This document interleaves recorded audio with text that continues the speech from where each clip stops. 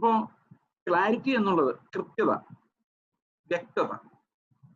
അപ്പോസ്തലൻ റോമാക്കാർക്ക് ഒരു കത്ത് എഴുതുമ്പോൾ അത് വളരെ വ്യക്തമായിട്ടാണ് എഴുതിയിരിക്കുന്നത്. നമുക്കതിനകത്ത് കൂടുതൽ സഹായങ്ങൾ ആവശ്യമില്ല. ആ ലേഖനം അങ്ങനെ തന്നെ നമുക്ക് മനസ്സിലാക്കാം. തന്നെയുമല്ല, നമ്മൾ ഒരു വചനഭാഗം വായിക്കുമ്പോൾ ആ വചനത്തിന്റെ ആ ചുറ്റുപാടും തന്നെ അതിന്റെ അർത്ഥം കണ്ടെത്തിയ ശേഷമേ മറ്റ് പാസേജുകളിലേക്ക് പോകാം. അതുകൊണ്ട് നമ്മൾ ശരിക്കും റോമാലേഖനത്തിൽ എന്താണ് പൗലോസ് എഴുതിയതെന്നാണ് ആദ്യം തന്നെ മനസ്സിലാക്കാൻ പോകുന്നത്. കാരണം അതിന്റെ അപ്പോസ്തലിക ഉപദേശത്തിന്റെ വശം എന്താണ് വളരെ പ്രഷ്യസ് ആയിട്ട് നമ്മൾ മനസ്സിലാക്കിയിരിക്കേണ്ടത്. ആ ഒരു കൃപ, ദൈവത്തിന്റെ കൃപ നമുക്ക് വെളിപ്പെട്ടത് എങ്ങനെയാണ് രക്ഷാകരമായ ദൈവകൃപ നമ്മൾ അനുഭവിക്കുന്നത് എന്നൊക്കെയുള്ള കാര്യങ്ങൾ പൗലോസ് വ്യക്തമായിട്ട് ഈ വാക്യങ്ങളിലൂടെ സംസാരിക്കുന്നു. അപ്പോൾ ദൈവത്തിന്റെ വചനം നമ്മെ പഠിപ്പിക്കുന്നത് നമ്മളെ തന്നെ കാണാൻ വേണ്ടിയാണ്. 1-ാം അധ്യായത്തിൽ നമ്മൾ ഇന്നലെ പറഞ്ഞ് അവസാനിപ്പിച്ചത് മനുഷ്യന്റെ പാപത്തെ കുറിച്ചാണ്. പാപത്തെ ദൈവം എങ്ങനെ കാണുന്നു എന്നുള്ളത്. ദൈവത്തിന് പാപത്തോട് ഭയങ്കരമായ അമർഷവും വേദനയുമാണ്. പാപം അവന് അസഹനീയമാണ്.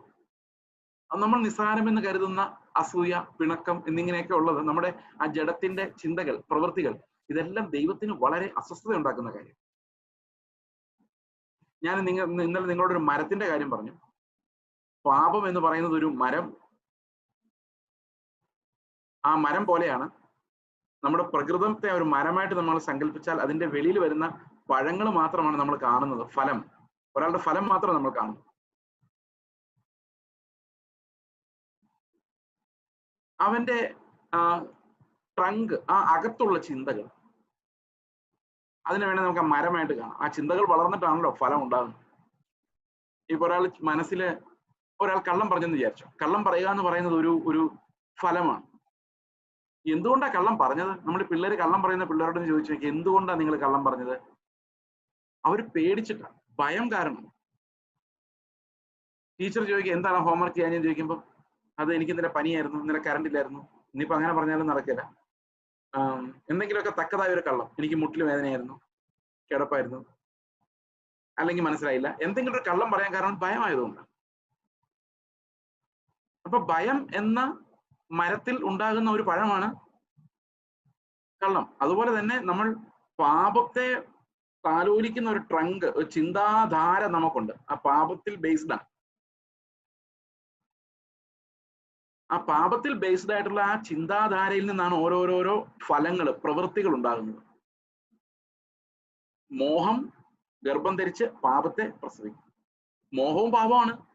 ആ മോഹത്തിൽ നിന്നുണ്ടാകുന്ന ഫലങ്ങളാണ് നമ്മൾ കാണുന്ന അത്യാഗ്രഹം, ഇതെല്ലാം അസൂയ, സഹോദരനോട് തോന്നുന്ന വൈരാഗ്യം, ഇതെല്ലാം നമ്മുടെ മോഹം, നമ്മുടെ അകത്തുള്ള പാപ സ്വഭാവം നമുക്ക് തരുന്ന കാര്യം. അപ്പൊ ശരിക്കും മാനസാന്തരപ്പെടുമ്പോൾ നമ്മൾ ഫലങ്ങൾ പറിച്ചു കളഞ്ഞാൽ പോരാ. നമ്മൾ കള്ളം പറയാതിരുന്നാൽ പോരാ. ആ കള്ളം പറയിപ്പിച്ച അകത്തുള്ള ചിന്തകൾ ഇല്ലാതാകണം. അത് നമ്മൾ വിചാരിച്ചാൽ ഇല്ലാതാകുന്ന ഒരു കാര്യമല്ല. ഉദാഹരണത്തിന്, നിങ്ങൾ എല്ലാവർക്കും ആഗ്രഹം കാണും നാളെക്കുറിച്ച് ടെൻഷൻ അടിക്കാതെ വിശ്വാസത്തോടെ ജീവിക്കണമെന്ന്. പക്ഷെ നമ്മൾ തീരുമാനിച്ചിട്ടൊന്നുമല്ലേ ടെൻഷൻ വരുന്നത്. ആ ടെൻഷൻ വന്ന ശേഷമാണ് നമ്മൾ വിചാരിക്കുന്നത്, അയ്യോ ടെൻഷൻ അടിക്കരുതെന്ന് തീരുമാനിച്ചായിരുന്നല്ലോ എന്ന്. അപ്പൊ എന്താ സംഭവിക്കുന്നത് വെച്ച് കഴിഞ്ഞാൽ, നമ്മുടെ ചിന്തകൾക്കും തീരുമാനങ്ങൾക്കും ഒക്കെ അതീതമായിട്ട് നമ്മളെ അടിമകളാക്കുന്ന ഒരു സിസ്റ്റം ഉണ്ട്. ആ സിസ്റ്റത്തെയാണ് നമ്മൾ ഇവിടെ പാപം എന്നുള്ളതുകൊണ്ട് റോമാലേഖനത്തിൽ ഉദ്ദേശിക്കുന്നത്. ഇത് ചെയ്ത് തീർക്കുന്ന പ്രവൃത്തികളെ അല്ല ഇവിടെ പാപം എന്ന് സൂചിപ്പിക്കുന്നത്. പാപത്തിന്റെ ലക്ഷണങ്ങളാണ്. പാപം, സിൻ എന്ന വാക്ക് സിംഗുലർ ആയിട്ട് പ്രയോഗിക്കുമ്പോൾ അത് നമ്മുടെ സ്വഭാവത്തെ തന്നെയാണ് കാണിക്കുന്നത്. നമുക്കറിയാം, ഇന്നലെ നമ്മൾ ഏദൻ തോട്ടത്തിലെ പാപം എങ്ങനെ ഉണ്ടായതെന്നുള്ളൊരു സംഭവം. അതിനുശേഷമാണ് നമുക്ക് ഈ വെളിപ്പാടുകൾ കർത്താവ് തന്നത്. ഈ ഭാഗികമായ വെളിപ്പാടുകൾ, പ്രകൃതിയുള്ള വെളിപ്പാടുകളിലൂടെ ആ ഭാഗികമായ വെളിപ്പാടുകളിലേക്ക് മനുഷ്യനെ ഒതുക്കിക്കളാം. എന്നാൽ ഏദൻ തോട്ടത്തിൽ ദൈവത്തെ കൂടുതൽ അറിയാമായിരുന്ന ആദമിന് നമ്മുടെ പ്രകൃതത്തിന് എന്താണ് സംഭവിച്ചത്? എങ്ങനെയാണ് നമ്മൾ എല്ലാവരും പാപികളായി മാറിയത്? ഏദൻ തോട്ടത്തിൽ കഴിക്കരുതെന്ന് പറഞ്ഞ പഴം അവർ കഴിച്ചപ്പോൾ, സാധാരണ ഞാനും ഒക്കെ ചെറുപ്പത്തിൽ വിചാരിച്ചിരുന്നത് ആ അനുസരണക്കേടിന് ദൈവം കൊടുത്ത ശിക്ഷയാണെന്നായിരുന്നു. പക്ഷെ സത്യം പറഞ്ഞാൽ കർത്താവിന് ഒത്തിരി സ്നേഹമായതുകൊണ്ട് ആ ശിക്ഷ കൊടുത്തത്. കാരണം ആ പഴം പറിച്ചു തിന്നു കഴിഞ്ഞപ്പോൾ മനുഷ്യനൊരു പ്രത്യേകത ഉണ്ടായി. അവൻ നന്മ തിന്മകളുടെ അടിസ്ഥാനത്തിൽ ജീവിക്കാൻ തുടങ്ങി. ഈ നന്മ തിന്മകളുടെ അടിസ്ഥാനത്തിൽ ജീവിക്കുന്നതാണ് മരണം എന്ന് പറയുന്നത്. കർത്താവ് പറഞ്ഞു, നീ പഴം തിന്നാൽ അന്നേരം മരിക്കും. കാരണം ഈ നന്മ തിന്മകളുടെ തിരിച്ചറിവിന്റെ വൃക്ഷമാണ്. ഈ നന്മ തിന്മകളുടെ തിരിച്ചറിവിന്റെ വൃക്ഷത്തിൽ നിന്ന് ആ ഫലം നീ തിന്നാൽ നീ ഉറപ്പായിട്ടും മരിക്കും. ഓക്കെ, അപ്പോൾ അതെങ്ങനെയാണ് മരണമാകുന്നത്? നന്മ തിന്മകളുടെ അറിവ് എങ്ങനെയാണ് നമുക്ക് മരണമാകുന്നത്? അതൊരു വലിയ മിസ്റ്ററിയാണ്. എനിക്കത് ആദ്യകാലത്തൊന്നും മനസ്സിലാവില്ല. പക്ഷെ യോഹന്നാന്റെ സുവിശേഷം 17-ാം അധ്യായത്തിന്റെ ആദ്യ ഭാഗങ്ങൾ വായിക്കുമ്പോൾ അവിടെ എഴുതിയിട്ടുണ്ട്, ഏക സത്യ ദൈവമായ നിന്നെയും നീ അയച്ചവനായ യേശു ക്രിസ്തുവിനെയും അറിയുന്നതാണ് ജീവൻ. അപ്പൊ ജീവൻ എന്ന് പറയുന്നത് ദൈവത്തെ അറിയുന്നതാണ്. അപ്പൊ മരണം എന്ന് പറയുന്നത് നന്മ തിന്മകളെ അറിയുന്നതാണ്. നമ്മൾ ഏത് ജീവനിലാണോ മരണത്തിലാണോ ജീവിക്കുന്നത്? എന്തിന്റെ ദാസന്മാരാണ് നമ്മൾ? ഈ പ്രസംഗം കഴിയുമ്പോൾ നിങ്ങൾ എന്താ പറയാൻ പോകുന്നത്? നല്ല പ്രസംഗമായിരുന്നു എന്നാണോ? അതോ ദൈവം എന്നോട് സംസാരിച്ചെന്നാണോ? ഓ ശരിയായില്ല എന്നാണോ? അതോ ആത്മാവിൽ നല്ലായിരുന്നാണോ? എന്താ നമ്മൾ ഉദ്ദേശിക്കുന്നത്? നമ്മൾ എല്ലാ കാര്യങ്ങളും വിലയിരുത്തുന്നത് ഞങ്ങളുടെ ഇന്ദ്രിയങ്ങൾക്ക് അത് പിടിച്ചോ, ബുദ്ധിക്ക് അത് ദഹിച്ചോ, നന്നായിരുന്നോ, നന്മ തിന്മ. ഈ വിവേചനം നടക്കുന്ന ആത്മാവിലല്ല, വിവേചനം നടക്കുന്ന നമ്മുടെ ബ്രെയിനിലാണ്. സാത്താൻ അവരെ നിർബന്ധിച്ചത് ആത്മാവിൽ ദൈവത്തെ അറിഞ്ഞ് ജീവിക്കുന്നതിന് പകരം ബുദ്ധിയിൽ, പ്രാണനിൽ നന്മ തിന്മകളെ വിവേചിച്ച് ജീവിക്കാനുള്ള ഒരു ക്ഷണമാണ് അവർക്ക് പിശാച് കൊടുത്തത്. അപ്പൊ അതുകൊണ്ട് പിശാച് അവരോട് പറഞ്ഞത്, നിങ്ങൾ ആത്മാവിനനുസരിച്ച് ജീവിച്ചാൽ എപ്പോഴും ദൈവത്തിന് അടിമകളായിരിക്കും. കാരണം ദൈവം പറയുന്നത് മാത്രം നിങ്ങൾക്ക് ചെയ്യാൻ പറ്റുള്ളൂ. എന്നാൽ നിങ്ങൾ സ്വതന്ത്രരായാൽ, ബുദ്ധി ഉപയോഗിക്കാൻ തുടങ്ങിയാൽ പിന്നെ ദൈവത്തിന്റെ ആവശ്യമില്ല. അപ്പൊ നിങ്ങൾക്ക് സ്വതന്ത്രരാകാം, ദൈവത്തെ പോലെ തന്നെ ആകാം, സ്വന്തമായ തീരുമാനങ്ങൾ എടുക്കാം. അപ്പൊ ദൈവത്തിന്റെ സഹായം ആവശ്യമില്ലാതെ ജീവിക്കാം. അതാണ് സാത്താൻ അവർക്ക് കൊടുത്ത ഓഫർ. ഇപ്പൊ നമ്മൾ ബുദ്ധിയോടെ ജീവിക്കുകയാണെങ്കിൽ നമ്മൾ ദൈവത്തെ നോക്കി അല്ല ജീവിക്കുക, നമ്മൾ നമ്മുടെ സ്വാതന്ത്ര്യത്തിലാണ് ജീവിക്കുന്നത്. ഏത് ഡ്രസ് ധരിക്കണം, എങ്ങനെ സംസാരിക്കണം, എന്ത് ചെയ്യണം, ഇതെല്ലാം നമ്മൾ തീരുമാനിക്കുന്നു. കാരണം ദൈവത്തിന്റെ ആവശ്യമില്ല. നമ്മൾ ഇന്ന് രാവിലെ എഴുന്നേറ്റു, പ്രാർത്ഥിച്ചു, ബൈബിൾ വായിച്ചു എന്നൊക്കെ എനിക്കറിയാം. നമ്മളെല്ലാം വിശ്വാസികളാണ്, നമ്മളെല്ലാം ചെയ്തിട്ടുണ്ടാവും. അതിനുശേഷം ഇത്രയും സമയം ജീവിച്ചു. നിങ്ങൾ പലരും ലോക്ക്ഡൌണിൽ വീട്ടിലായിരിക്കും, ചിലപ്പോൾ ജോലിക്ക് പോയി കാണുമായിരിക്കും. ഇപ്പൊ രാത്രിയായി, ഇനി പ്രാർത്ഥനകളെ കഴിഞ്ഞ് വല്ലതും കഴിച്ചിട്ട് കിടക്കണം.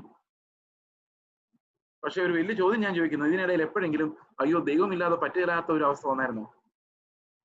അങ്ങനെ നമുക്ക് വരാറില്ല. കാരണം നമുക്ക് ബുദ്ധി ഉള്ളതുകൊണ്ട് എന്താ ഉണ്ടാക്കേണ്ടതെന്ന് അറിയാം, എങ്ങനെ കഴിക്കേണ്ടത് എല്ലാം നമുക്കറിയാം. അതിനൊന്നും ദൈവത്തെ ആശ്രയിക്കേണ്ട കാര്യമില്ല. എന്നാൽ നന്മ തിന്മകളെ തിരിച്ചറിയുന്നതിന് മുമ്പ് ആദമിന് ദൈവത്തെ ആശ്രയിക്കാതെ ഒന്നും ചെയ്യാൻ പറ്റില്ലായിരുന്നു. എഴുന്നേക്കണമെങ്കിൽ, ഇരിക്കണമെങ്കിൽ, എന്ത് ചെയ്യണമെങ്കിലും ദൈവത്തെ ആശ്രയിക്കേണ്ട അവസ്ഥയാണ്. അപ്പൊ ശരിക്കും കർത്താവിന് ഏറ്റവും ഇഷ്ടം അങ്ങനെ നമ്മൾ എപ്പോഴും ദൈവത്തെ ആശ്രയിക്കുന്നതാണ്. ഇപ്പൊ ഞാൻ സംസാരിക്കാനിരിക്കുമ്പം ദൈവത്തിന്റെ ഇഷ്ടം എന്താണെന്നറിയാം? ദൈവത്തെ പൂർണ്ണമായിട്ടും ആശ്രയിക്കുന്നത്, നിങ്ങളോട് സംസാരിക്കാൻ. അതിന് ഞാൻ എന്റേതായ ഒന്നിനും പരിശ്രമിക്കാതിരിക്കുന്ന ദൈവത്തിന് ഇഷ്ടം. എപ്പോഴും ആത്മാവിലും തന്നെ ജീവിക്കുന്നതിനെയാണ് ജീവൻ എന്ന് പറയുന്നത്. അതിന് ആത്മാവിന് മാത്രമേ ജീവിപ്പിക്കാൻ പറ്റുള്ളൂ.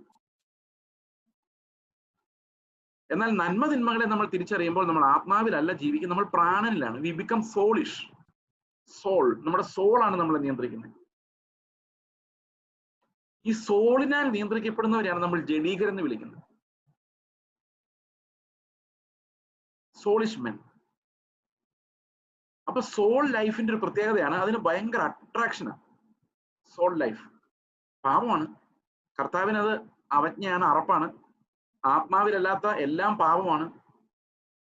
നമ്മുടെ ജഡത്തിൽ നിന്ന് വരുന്ന എത്ര നല്ല ചിന്തകളാണെങ്കിലും അത് ദൈവത്തിന് പ്രസാദമല്ല, അത് കരകവരേണ്ട തുണി പോലെയുള്ളൂ. കാരണം these are all coming from the soul.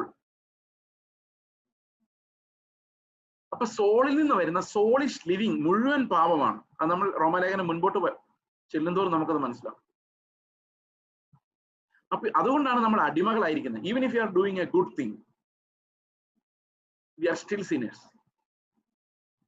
അതാണ് പൗലോസ് പറയുന്നത്, ഞാൻ ഒരതിക്രമത്തെ കുറിച്ച് എനിക്ക് ഓർമ്മ വന്നില്ലെങ്കിലും ഞാൻ പാപി അല്ല എന്ന് വരുന്നില്ല. ഞാൻ എന്തെങ്കിലും അതിക്രമം ചെയ്തതായിട്ട് എനിക്ക് ഓർമ്മയില്ല എങ്കിൽ പോലും ഞാൻ പാപി അല്ലാതെ വരുന്നില്ല. My nature itself is sinful. അപ്പൊ ആദമിൽ നിന്ന് ഈ സിൻ ഇൻഹെറിറ്റ് ചെയ്ത് കഴിഞ്ഞപ്പോൾ നന്മ തിന്മകളെ വിവേചിച്ചാണ് നമ്മൾ എല്ലാവരും ജീവിക്കുന്ന ബുദ്ധിയിലാണ്. Basically that's our lifestyle. ആ ഒരു ലൈഫ് സ്റ്റൈലാണ് നമുക്ക് ആദവും ഹവ്വയും തന്നത്. ആ ലൈഫ് സ്റ്റൈലിൽ ഒരു പ്രത്യേകതയുണ്ട്. 2 പ്രത്യേകതകൾ നമുക്ക് ഏദൻ തോട്ടത്തിൽ വെച്ച് തന്നെ കാണാം. ഒന്ന്, മറച്ചു വയ്ക്കുന്ന നമ്മുടെ ഒരു പ്രകൃതമാണ്. We hide ourselves from others. നമുക്ക് മറച്ചു വെക്കാതെ ജീവിക്കാൻ പറ്റില്ല കേട്ടോ. നിങ്ങളുടെ ഹൃദയത്തിൽ വരുന്ന എല്ലാ ചിന്തകളും നിങ്ങൾക്ക് എക്സ്പ്രസ് ചെയ്യാൻ പറ്റില്ല. നാട്ടുകാർ നമ്മളെ തല്ലിക്കൊല്ലും. We need to cover something. Most of the things നിങ്ങളുടെ ഹൃദയത്തിൽ വരുന്ന എല്ലാം ഒരു പിക്ചറിൽ വേറെ ആൾ കാണാമെങ്കിൽ അവർക്ക് നമ്മളെ സഹിക്കാൻ പറ്റില്ല. ബിക്കോസ് ഹ്യൂമൻ തോട്ട്സ് എന്ന് പറയുന്നത് എതിലെല്ലാം കയറി പോകുമെന്നും എന്തെല്ലാം ചിന്തിച്ച് മടങ്ങി വരുമെന്നും നമുക്ക് തന്നെ അറിയത്തില്ല. ഞങ്ങൾ ചെറുപ്പത്തിൽ ഈ ട്രെയിൻ ഓഫ് തോട്ട് എന്ന് പറഞ്ഞൊരു പരിപാടി കളിച്ചു നോക്കുമായിരുന്നു. ഈ ചുമ്മാ ഇരിക്കുമ്പം ഇങ്ങനെ എഴുതി വെക്കും, ഇപ്പൊ ഞാൻ എന്താ ചിന്തിച്ചുകൊണ്ടിരുന്നത്. നിങ്ങൾ അങ്ങനെ ആ ചിന്തകളൊന്ന് ട്രേസ് ചെയ്ത് നോക്കും, ഒത്തിരി പുറകോട്ട്. ഞാൻ എന്താ ആലോചിച്ച് ഇവിടം വരെ എത്തിയത്? കൊറോണയെ കുറിച്ച് ആലോചിച്ചു, അപ്പൊ കേരളത്തെ കുറിച്ച് ആലോചിച്ചു, അപ്പൊ വീടിനെ കുറിച്ച് ആലോചിച്ചു, അപ്പം വീട്ടിലെ ബന്ധുക്കളെ ആരെയെങ്കിലും കുറിച്ച് ആലോചിച്ചു, അപ്പൊ അയൽവക്കത്ത് വഴക്കുണ്ടാക്കിയാളെ കുറിച്ച് ആലോചിച്ചു. ഇങ്ങനെ അതങ്ങ് പോവാ ചിന്തകൾ. ഇതിനൊന്നും ഒരു ഓർഡർ ഒന്നും ഇല്ല. ഇതെല്ലാം അയൽവക്കക്കാരൻ വായിച്ചാൽ നമ്മളെ കേരളത്തിൽ എത്തിക്കില്ല. അപ്പൊ ശരിക്കും നമ്മൾ ഹൈഡ് ചെയ്യുന്ന ഒരു പേഴ്സണാലിറ്റി നമ്മുടെ ഉള്ളിലുണ്ട്. അത് ചെറുപ്പത്തിലേ നമ്മൾ പഠിച്ചതാണ്. That's part of our training. ഉള്ളിലുള്ളതെല്ലാം വെളിയിൽ കാണിക്കാതിരിക്കാനുള്ള ട്രെയിനിങ്ങിനാണ് നമ്മുടെ സംസ്കാരം, കൾച്ചർ, സിവിലൈസേഷൻ എന്നൊക്കെ പറയും. അവന്റെ സംസ്കാരം ഇല്ലാത്തവനെന്ന് പറഞ്ഞ അർത്ഥം അവന്റെ ഉള്ളിലുള്ളതെല്ലാം വെളി വരുന്നു. അതാണ് ആക്ട് ചെയ്യാൻ പറ്റുന്നില്ല. ശരിക്കും ആക്ട് ചെയ്യുന്നവനെയാണ് നമ്മൾ കൾച്ചേർഡ് എന്ന് പറയുന്നത്. അപ്പൊ മനുഷ്യൻ ഉണ്ടാക്കുന്ന മുഴുവൻ ഒരു ആക്ടിങ്ങിൽ ഉണ്ടാകുന്നതാണ്. അത് ഏതൻ തോട്ടത്തിൽ ആ പാപത്തിന്റെ വശം നമ്മൾ കാണുന്നത് ആ നഗ്നതയിലാണ്. അവര് നഗ്നരെന്ന് കണ്ടിട്ട് അവരെന്ത് ചെയ്തു? അത്തിയില കൊണ്ട് ഉടുപ്പുണ്ടാക്കിയിട്ടു. ഈ അത്തിയില കൊണ്ട് ഉടുപ്പുണ്ടാക്കുമ്പോൾ ഒരു പ്രത്യേകതയുണ്ട്. അത് ഭയങ്കര ബുദ്ധിയായിരുന്നു. നമ്മളിപ്പം ഞാനായിരുന്നെങ്കിൽ ഞാൻ വിചാരിക്കുന്നില്ല അത്തിയില അന്വേഷിച്ച് നടക്കുമായിരുന്നു. അതിനൊക്കെ വലിയ ഇലകൾ ഇഷ്ടം പോലെയാണ്. പക്ഷെ അവരുടെ ബുദ്ധി എന്ന് പറഞ്ഞാൽ ഭയങ്കര ബുദ്ധിയായിരുന്നു. ആ നന്മതിന്മകളുടെ ആ വൃക്ഷത്തിന്റെ ഫലം നിന്നപ്പോഴേ ഓക്കെ അത്തിയില മതി, അതാണെങ്കിൽ തുന്നിയിടാം, അത് തുന്നിച്ചേർക്കാം കീറിപ്പോവാതെ. അപ്പൊ അത്തിയില കൊണ്ട് അവർ നഗ്നത മറിച്ചു. ഞാൻ വളരെ പെട്ടെന്ന് ഈ കാര്യങ്ങൾ വെറും ഫൗണ്ടേഷൻസ് ആയതുകൊണ്ട് വളരെ പെട്ടെന്ന് ഒന്ന് കവർ ചെയ്ത് പോവാണ്. നമ്മുടെ പാപത്തിന്റെ റൂട്ട് എന്താണെന്ന് മനസ്സിലാക്കാൻ വേണ്ടിയാണ് ഇത് പറയുന്നത്. പക്ഷെ ഇവിടെ അത്തിയില കൊണ്ട് മറച്ചപ്പോൾ ഇവർക്ക് രണ്ടുപേർക്കും ഒരു ആശ്വാസമായി. കാരണം നമുക്ക് മനുഷ്യരുടെ മുമ്പിൽ ഒരു ആശ്വാസത്തിന് ഈ അത്തിയിലകളൊക്കെ നല്ലതാണ്. അപ്പൊ മനുഷ്യരുടെ മുമ്പിലുള്ള ആശ്വാസത്തിന് ഈ അത്തിയിലകൾ മതി. അപ്പൊ നമ്മൾ മറച്ചു വെച്ചാലും അകത്ത് എന്തായാലും മനുഷ്യർക്ക് കാണാൻ പറ്റില്ല. അപ്പൊ മനുഷ്യരുടെ മുമ്പിൽ നമ്മൾ നല്ല പ്രവൃത്തി ചെയ്താൽ മതി. നല്ല ദീർഘമായി പ്രാർത്ഥിക്കുകയും നല്ലപോലെ ഇടപെടുകയും നല്ലപോലെ ഹലോ ബ്രദറെ പ്രൈസ് ദി ലോർഡ് എന്തുണ്ടെന്നൊക്കെ ചോദിച്ചാൽ മതി. പുറമേ കാണുമ്പോൾ നല്ല ഭംഗിയായിരിക്കും. പക്ഷെ കർത്താവ് അന്ന് വൈകിട്ട് തോട്ടത്തിൽ നടക്കാൻ ഇറങ്ങിയപ്പോൾ അവന്റെ ശബ്ദം കേട്ടപ്പോൾ ആദം ഓടി ഒരു മരത്തിന്റെ പിറകിൽ മറിഞ്ഞിട്ട് പറയുകയാണ്, നിന്റെ ശബ്ദം കേട്ടപ്പോൾ ഞാൻ നഗ്നനായി. അപ്പൊ അവൻ അത്തിയില കൊണ്ട് ഉടുപ്പിട്ടിട്ടുണ്ട്, രണ്ടുപേരും ഇട്ടിട്ടുണ്ട്. പക്ഷെ ദൈവത്തിന്റെ ശബ്ദം കേൾക്കുമ്പോൾ ഈ മനുഷ്യരുടെ മുമ്പിൽ വിളങ്ങാൻ ഉപയോഗിച്ച നീതിയൊന്നും ദൈവത്തിന് മുമ്പിൽ ചെലവാകത്തില്ല. അവൻ എപ്പോഴും നമ്മുടെ ഹൃദയങ്ങളെ നോക്കിക്കൊണ്ടിരിക്കുന്നുണ്ട്. ഞാൻ എപ്പോഴും ആലോചിച്ചിട്ടുണ്ട്, എന്റെ ഹൃദയങ്ങളെ എപ്പോഴും നോക്കിക്കൊണ്ടിരുന്നിട്ട്, എന്റെ ഹൃദയത്തെ എപ്പോഴും നോക്കിക്കൊണ്ടിരുന്നിട്ട് നിനക്ക് എന്നെ എങ്ങനെ സ്നേഹിക്കാൻ പറ്റിയെന്ന് ഞാൻ എപ്പോഴും ഓർത്തു. പ്രവൃത്തികൾ നോക്കിയാൽ വളരെ ഡീസന്റ് ആണെങ്കിലും ഈ ഹൃദയത്തിനകത്ത മലിനതകൾ ദൈവത്തിന് സഹിക്കാൻ പറ്റുന്നില്ല. അപ്പൊ കർത്താവ് നമ്മുടെ മുമ്പിൽ കർത്താവ് വന്നു കഴിയുമ്പോൾ നമ്മുടെ മനോഭാവം മാറിപ്പോകും. നമുക്ക് നമ്മുടെ ഈ മനുഷ്യരുടെ മുമ്പിൽ ചെയ്ത പ്രാർത്ഥനകളോ മനുഷ്യരുടെ മുമ്പിൽ അഭിനയിച്ച അഭിനയമോ കയറിയിരിക്കും ബ്രദറെ ആഹാരം കഴിച്ചിട്ട് പോവാം എന്ന് ചുമ്മാ ആഹാരമൊന്നും ഇല്ലാത്തപ്പോ പറഞ്ഞ തന്ത്രമോ ഇതൊക്കെ നമ്മൾ പ്രയോഗിക്കാറുണ്ട്. പക്ഷെ ദൈവത്തിന് മുമ്പിൽ ഇതൊന്നും ചെലവാകത്തില്ല. കാരണം അവൻ നമ്മുടെ പുറമേ ഉള്ളതല്ല നോക്കുന്നത്, അവൻ നമ്മുടെ അകം എപ്പോഴും കണ്ടോണ്ടിരിക്കുക. അപ്പൊ എന്താ പ്രോബ്ലം എന്ന് വെച്ച് കഴിഞ്ഞാൽ നമ്മളെ കർത്താവ് എന്നിട്ട് സ്നേഹിക്കുന്നു എന്ന് പറയുന്നത് എന്നെ സംബന്ധിച്ച് ഭയങ്കര അത്ഭുതങ്ങളിൽ ഒന്ന്. How could he love me in spite of all these wicked thoughts that invaded my soul. അപ്പൊ കർത്താവ് കണ്ടു കഴിഞ്ഞപ്പോൾ അവൻ, അത് നമ്മൾ എല്ലായിടത്തും കാണുന്നുണ്ട്. യെശയ്യാവിന്റെ കഥയിൽ നമ്മൾ അങ്ങനെ കാണുന്നുണ്ട്. യെശയ്യാവിന് ദൈവത്തെ കണ്ടു കഴിഞ്ഞപ്പോഴാണ് മനസ്സിലാകുന്നത് ഞാനും കണക്കാണ്. പ്രസംഗിക്കാൻ സ്റ്റേജ് നിൽക്കുമ്പോൾ പ്രസംഗർക്ക് അത് അറിയത്തില്ല. ഞാൻ വിചാരിക്കും നിങ്ങളുടെ എല്ലാം പ്രോബ്ലം ഞാനിപ്പോ സ്റ്റേജിൽ നിന്ന് ഫുൾഫിൽ ചെയ്ത് തരുമെന്ന്. പക്ഷെ ദൈവത്തെ കാണുമ്പോഴാണ് മനസ്സിലാകുന്നത് ഞാനും കണക്കാ അവരും കണക്കാണ്, ക്രിസ്തു ഇല്ലാതെ രക്ഷയില്ല എന്നുള്ളത്. അപ്പൊ ശരിക്കും പാപപ്രകൃതത്തെ ജയിക്കാൻ, പാപത്തിന്റെ ശക്തിയെ ജയിക്കാൻ നമ്മുടെ ശക്തിയെ കഴിയത്തില്ല. കാരണം നമ്മുടെ ചിന്തകളിൽ തീരുമാനം എടുത്താൽ പോലും ആ ചിന്തകളിൽ വരെ പാപത്തിന്റെ ഗ്രസനമുണ്ട്. ആ ചിന്തകൾ വരെ പാപത്താൽ നിയന്ത്രിക്കപ്പെടുന്നതാണ്. Our thoughts are controlled by our sinful nature. അതുകൊണ്ടാണ് റോമാലേഖനം 8-ാം അധ്യായത്തിൽ പൗലോസ് പറയുന്നത് ജഡ സ്വഭാവമുള്ളവൻ. ജഡത്തിനുള്ളത് ചിന്തിക്കും. നമ്മൾ ജഡത്തിനുള്ളത് ചിന്തിച്ച് ചിന്തിച്ച് ജഡസ്വഭാവമായി മാറുന്നതല്ല. ജഡസ്വഭാവം ഓൾറെഡി ഉള്ളത് കൊണ്ട് ജഡത്തിനുള്ളത് ചിന്തിക്കുന്നതാണ്. അപ്പൊ നമ്മുടെ ചിന്തകൾ പോലും ഫ്രീ അല്ല. It is coming from our nature. നമ്മൾ റോഡിലൂടെ പോകുമ്പോൾ ഒരു കാഴ്ച കണ്ടാൽ ജഡസ്വഭാവമുള്ളവൻ ജഡത്തിനുള്ളത് ചിന്തിക്കും, ആത്മസ്വഭാവമുള്ളവൻ ആത്മാവിനുള്ളത് ചിന്തിക്കും. അത്രയേ ഉള്ളൂ. അപ്പൊ നമ്മുടെ സ്വഭാവം ആണ് നമ്മുടെ ചിന്തകളുടെ ആധാരം. അല്ല ചിന്തിച്ച് ചിന്തിച്ച് നമ്മൾ വഷളാകുന്നതല്ല, വഷളായതുകൊണ്ട് അങ്ങനെ ചിന്തിക്കുന്നതാണ്. അപ്പോൾ ഈ പാപത്തെ കുറിച്ച് ഇങ്ങനെ ബോധ്യപ്പെടുത്തുമ്പോൾ റോമാലേഖനം 1-ാം അധ്യായത്തിൽ 2 തരം പാപങ്ങളെ കുറിച്ചാണ് പറയുന്നത്. നമ്മൾ ഇന്നലെ വായിച്ച ലിസ്റ്റ് അതൊന്നുകൂടെ വായിക്കണ്ട. 29-ാം വാക്യം 2 തരം പാപങ്ങളെ കുറിച്ച് അവിടെ പറയുന്നു. ഒന്ന്, ആളുകൾക്ക് കാണാൻ പറ്റുന്ന പാപം, മറച്ചു വെക്കാൻ പറ്റാത്തത്, അല്ലെ മറവ് നീക്കി വെളിയിൽ വന്ന പാപങ്ങൾ. കൊല, ഏഷണി, കുറ്റം പറച്ചില്ലേ, ഇതൊക്കെ ആൾക്കാർക്ക് കാണാൻ പറ്റുന്ന പാപം. ഇനി രണ്ടാമതൊരു തലമുണ്ട്, അതിനകത്ത് മൂടി വെക്കപ്പെട്ടിരിക്കുന്ന പാപങ്ങൾ. അതായത് പിണക്കം, അത് നമുക്ക് കാണിക്കാതിരിക്കാനുള്ള തന്ത്രങ്ങളൊക്കെ നമുക്കറിയാം. അത്യാഗ്രഹം, അതൊട്ടും കാണിക്കൂല നമ്മൾ. അത് ഹൃദയത്തിനകത്ത് ഇങ്ങനെ താലോലിച്ച് എപ്പോഴെങ്കിലും ഒരിക്കൽ വെളി വരത്തേ ഉള്ളൂ.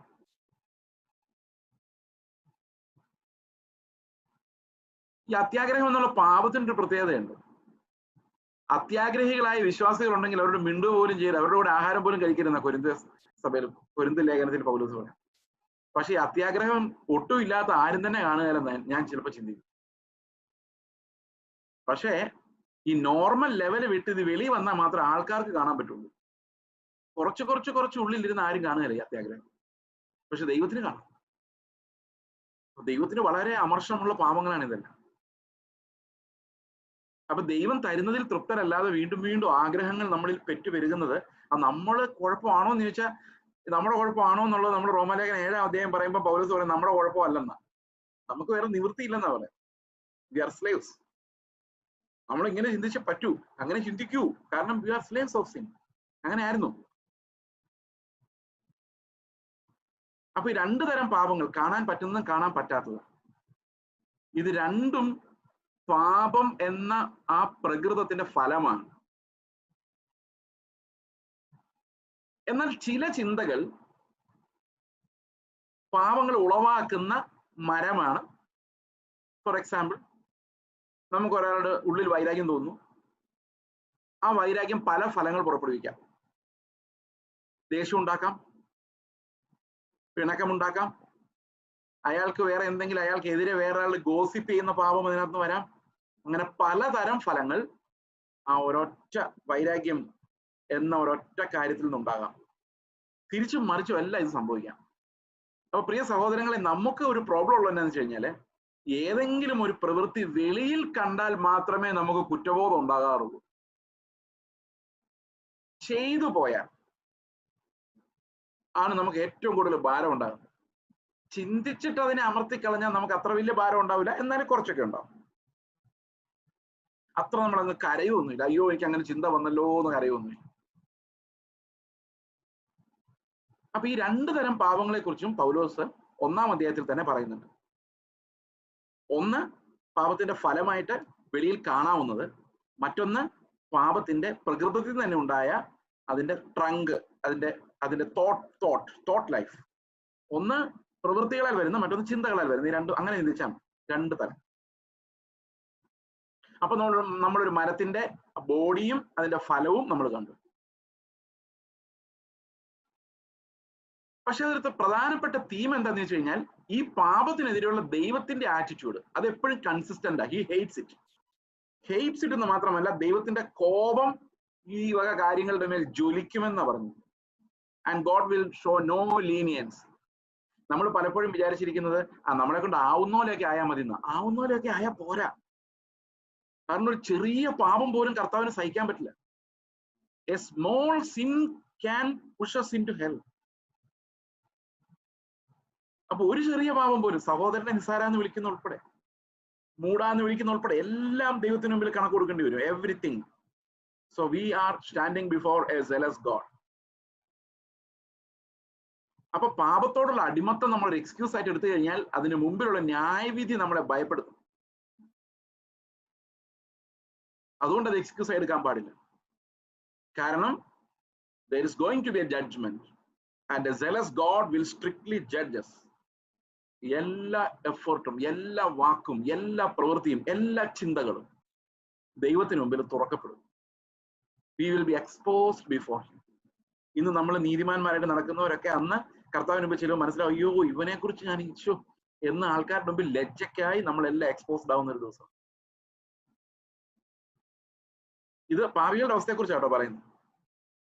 A sinner who is uncovered by the blood of Christ. അവന്റെ അവസ്ഥയെ കുറിച്ചാണ്. നമ്മുടെ അവസ്ഥ എന്താന്ന് നമ്മൾ തന്നെ വിവേചിക്കണം.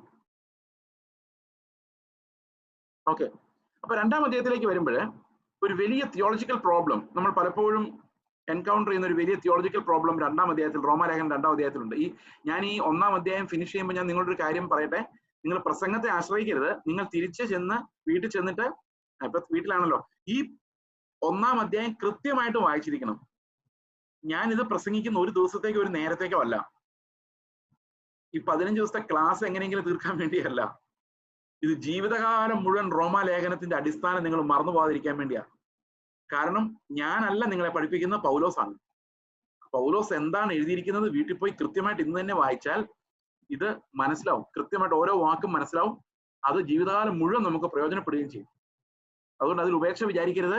ഈ പ്രസംഗം പ്രധാനമല്ലെന്നല്ല, അതിനേക്കാൾ പ്രധാനമാണ് ഈ വേദപുസ്തകം നിങ്ങൾ വീട്ടിൽ പോയിരുന്ന് ഈ അധ്യായം വായിക്കുക എന്നുള്ളത്. അത് ഒരിക്കലും അലസത വിചാരിക്കരുത്. അത് കേട്ടതല്ലേ, അത് മതി, ഓർമ്മയുണ്ടെന്ന് വിചാരിക്കരുത്. നമ്മുടെ ഓർമ്മ അത്ര നല്ല ഓർമ്മയല്ല. നമുക്കറിയാം മനുഷ്യന്റെ ഒരു ഫാക്കൽറ്റിയിൽ നമ്മൾ വിശ്വസിക്കരുത്, നമ്മൾ മറന്നുപോകും. Within 1 day we will forget. അതുകൊണ്ട് ഈ ബൈബിൾ നിങ്ങൾ വായിച്ചാൽ അത് മറക്കില്ല. കാരണം ബൈബിൾ എപ്പോഴും നിങ്ങളുടെ കയ്യിലുള്ള സാധനമാണ്. ഞാൻ എപ്പോഴും നിങ്ങളുടെ കയ്യിൽ ഉണ്ടാവില്ല. ഈ ലോകത്ത് തന്നെ എത്ര നാൾ ഉണ്ടാവും അറിയില്ല. So we are all temporary people. We live only for a small time. But the word of God is eternal. That will always be with you as long as you live on this face of this earth.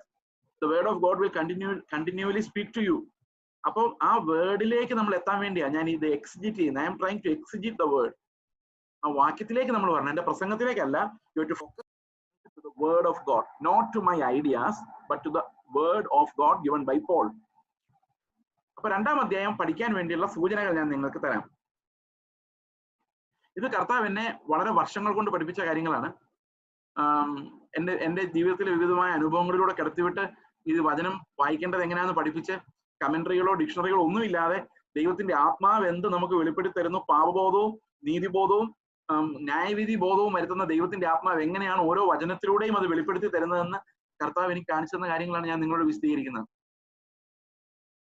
Okay, അപ്പോൾ ഈ 2-ാം അധ്യായത്തില് യഹൂദന്മാരാണ് പ്രത്യേകമായിട്ട് പൗലോസ് സംസാരിക്കുന്നത്. യഹൂദന്മാർക്ക് നമ്മുടെ ചില സ്വഭാവങ്ങൾ ഉണ്ടായിരുന്നു. എനിക്ക് സംശയമുണ്ട് നമ്മൾ ഈ വലിയ യഹൂദന്മാരുമാണോ. കാരണം ഇത്രയും അവരുടെ എന്തെല്ലാം കുഴപ്പങ്ങൾ അവർക്കുണ്ടായിരുന്നോ ആ കുഴപ്പങ്ങളെല്ലാം നമുക്കുണ്ട്. പ്രധാനപ്പെട്ട കുഴപ്പം എന്ന് പറയുന്നത് നമ്മളൊട്ട് നന്നാവുകയില്ല, ബാക്കിയുള്ളവരെല്ലാം കുറ്റം പറയുകയും ചെയ്യും. അതാണ് ഏറ്റവും പ്രധാനപ്പെട്ട ക്വാളിറ്റി എന്ന് അതിനെ വിളിക്കാൻ പറ്റുമെന്ന് അറിയത്തില്ല. പക്ഷെ ഏതാണ്ട് ആ ഒരു സ്വഭാവം മലയാളികൾക്ക് പ്രത്യേകിച്ച് ഉണ്ടെന്ന് ഞാൻ വിചാരിക്കും. 3-ാം വാക്യത്തിൽ പറയാണ്, ആ വക പ്രവർത്തിക്കുന്ന ഒരു വിധിക്കുകയും അത് തന്നെ പ്രവർത്തിക്കുകയും ചെയ്യുന്ന മനുഷ്യ, നീ ദൈവത്തിന്റെ വിധിയിൽ നിന്ന് തെറ്റി ഒഴിയുമെന്ന് നീ നനയ്ക്കുന്നുവോ. അപ്പൊ മറ്റുള്ളവരെ വിധിക്കുന്നവർ എപ്പോഴും ഓർക്കേണ്ട കാര്യം അതേ കുറ്റം തന്നെ ഒരു ചെറിയ എമൗണ്ടിൽ നമ്മൾ എടുത്തുകൊണ്ടെന്നുള്ളതാണ്. ആ ഡിഗ്രിയിൽ വ്യത്യാസം കാണുമായിരിക്കാം. ഇപ്പൊ അത്യാഗ്രഹത്തിന് ഒരാളെ നമ്മൾ വിമർശിക്കുമ്പോൾ അതേ അത്യാഗ്രഹം അത്രയും കാണുകയില്ല, പക്ഷെ ഒരു സ്മോൾ എമൗണ്ട് നമ്മുടെ ഉള്ളിലും കാണുമല്ലോ. അപ്പൊ ദൈവത്തിനെല്ലാം 10% ആണോ 20% ആണോ എന്നുള്ള വ്യത്യാസമൊന്നും. അപ്പൊ ആരിൽ ഒരു തുള്ളി വിഷം കലർന്നാലും അത് മുഴുവൻ വിഷമായാലും man will die if that's poison. That's undrinkable. Okay, അപ്പൊ ഇവിടെ പറയുന്ന ഒരു കാര്യം 4-ാം വാക്യം പറയണം, അല്ല ദൈവത്തിന്റെ ദയ നിന്നെ മാനസാന്തരത്തിലേക്ക് നടത്തുന്നു എന്നറിയാതെ നീ അവന്റെ ദയ, ക്ഷമ, ദീർഘശാന്തി എന്നിവയുടെ ഐശ്വര്യം നിരസിക്കുന്നു. അപ്പൊ മറ്റുള്ളവരെ വിധിക്കുമ്പോൾ നമ്മൾ ദൈവത്തിന്റെ ഐശ്വര്യങ്ങളെ, ദൈവം ക്ഷമിക്കുന്ന ദൈവം, ദയ കാണിക്കുന്ന ദൈവം, അതേ ദയ എനിക്കും വേണം, അതേ ദയ അവനും ആവശ്യമാണ്. നമ്മൾ എല്ലാവരും ഒരുപോലെ പാപികളാണെന്നുള്ള സത്യം മറന്നാണ് നമ്മൾ പലപ്പോഴും പലരെയും വിധിക്കുന്നത് എന്ന് ഈ വാക്യത്തില് പൗലോസ് പറയും. അപ്പൊ നമ്മൾ ഒരാളെ വിധിക്കുമ്പോൾ നമ്മൾ എന്താ ചെയ്യുന്നത്? ദൈവത്തിന്റെ ദയ, ക്ഷമ, ദീർഘശാന്തി എന്നിവയുടെ ഐശ്വര്യം. അത് ഇംഗ്ലീഷിൽ പറഞ്ഞിരിക്കുന്ന goodness and forbearance and long suffering, ദീർഘക്ഷമ.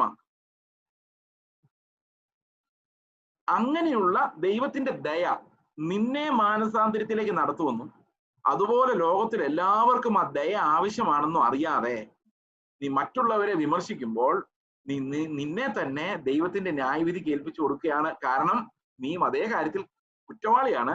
May not be in that amount to that degree, but you also are culpable. Okay, അല്ല ദൈവത്തിന്റെ ദയ നിന്നെ മാനസാന്തരത്തിലേക്ക് നടത്തുന്നു എന്നറിയാതെ. അപ്പൊ നമ്മൾ മനസ്സിലാക്കേണ്ട കാര്യം, we are all slaves of sin. പക്ഷെ നമ്മൾ മാനസാന്തരപ്പെട്ടാൽ അതിന് കാരണം ദൈവത്തിന്റെ ദയ നമ്മളെ മാനസാന്തരത്തിലേക്ക് നയിക്കുന്നു എന്നുള്ളതാണ്. ഓക്കെ, അപ്പോൾ മറ്റുള്ളവർക്കും നമ്മൾ അതേ കരുണ കാണിക്കും. കാരണം അവരെയും ദൈവത്തിന്റെ ദയ ഉണ്ടെങ്കിൽ അവർക്കും മാനസാന്തരപ്പെടാൻ പറ്റുള്ളൂ. ദൈവത്തിന്റെ ദീർഘക്ഷമയാൽ മാത്രമേ അവർക്കും പിടിച്ചു നിൽക്കാൻ പറ്റുള്ളൂ. നമ്മളെ പോലെ തന്നെ അവരും. അത് യെശയ്യാവ് കാണുന്ന ഒരു വലിയ കാഴ്ചയാണ്. പ്രിയ സഹോദരങ്ങളെ, യെശയ്യാവ് ദൈവത്തിന്റെ തേജസ്സിനെ കണ്ടു കഴിഞ്ഞപ്പോൾ യെശയ്യാവ് മനസ്സിലാക്കിയ ഒരു കാര്യമുണ്ട്. ഞാനും ശുദ്ധിയില്ലാത്ത അതരങ്ങളുള്ള ഒരു മനുഷ്യൻ ശുദ്ധിയില്ലാത്ത അതരങ്ങളുള്ള ഒരു ഇടയിൽ പാർക്കുന്നു. യെശയ്യാവ് അത് കണ്ടെത്തി കഴിഞ്ഞപ്പോൾ ഒരു കാര്യം മനസ്സിലായി യെശയ്യാവിന്, ഞാനും കണക്കാണ്, പ്രസംഗിക്കാൻ നിൽക്കുന്നവന് കണക്കാണ്, കേൾക്കുന്നവന് കണക്കാണ്, എല്ലാവർക്കും ഒരേ പ്രശ്നമാണുള്ളത്, പല ഡിഗ്രിയിലായിരിക്കും. അത് മനസ്സിലാക്കി കഴിഞ്ഞപ്പോൾ അവൻ കർത്താവിൽ നിന്നൊരു വിശുദ്ധീകരണം പ്രാപിക്കുന്നുണ്ട്. When we understand that we are sinful, we need grace of the Lord, we acknowledge and confess our sins. നമ്മുടെ പാപങ്ങൾ നമ്മൾ ഏറ്റുപറയുമ്പോൾ, നമ്മൾ ദൈവത്തിന് മുമ്പിൽ പ്രസന്റ് ചെയ്യുമ്പോൾ കർത്താവിന്റെ ഒരു ശുദ്ധീകരണം നമുക്ക് ലഭിക്കുന്നുണ്ട്. ആ ശുദ്ധീകരണം ലഭിച്ച ശേഷം സ്വയനീതിയിൽ നിന്ന് രക്ഷപ്പെട്ട്, സ്വയം നീതീകരിച്ച് മറ്റുള്ളവരെ കുറ്റം പറയുന്ന ആ ഒരു സ്വഭാവത്തിൽ നിന്ന് യെശയ്യാവ് രക്ഷപ്പെട്ട് അവൻ തന്നെ ദൈവത്തിൽ നിന്ന് ദയ സ്വീകരിച്ച് മറ്റുള്ളവരോടും ദയ കാണിക്കാൻ പഠിച്ച ശേഷമാണ് യേശുക്രിസ്തുവിനെ കുറിച്ച് പറയാനുള്ള പ്രവചനം അവന്റെ വായിൽ ദൈവം കൊടുക്കുന്നത്. 6-ാം അധ്യായത്തിൽ ദർശനം കണ്ടിട്ട് 7-ാം അധ്യായത്തിലാണ് യെശയ്യാവ് പറയുന്നത്, കന്യക ഗർഭിണിയായ ഒരു മകനെ പ്രസവിക്കും.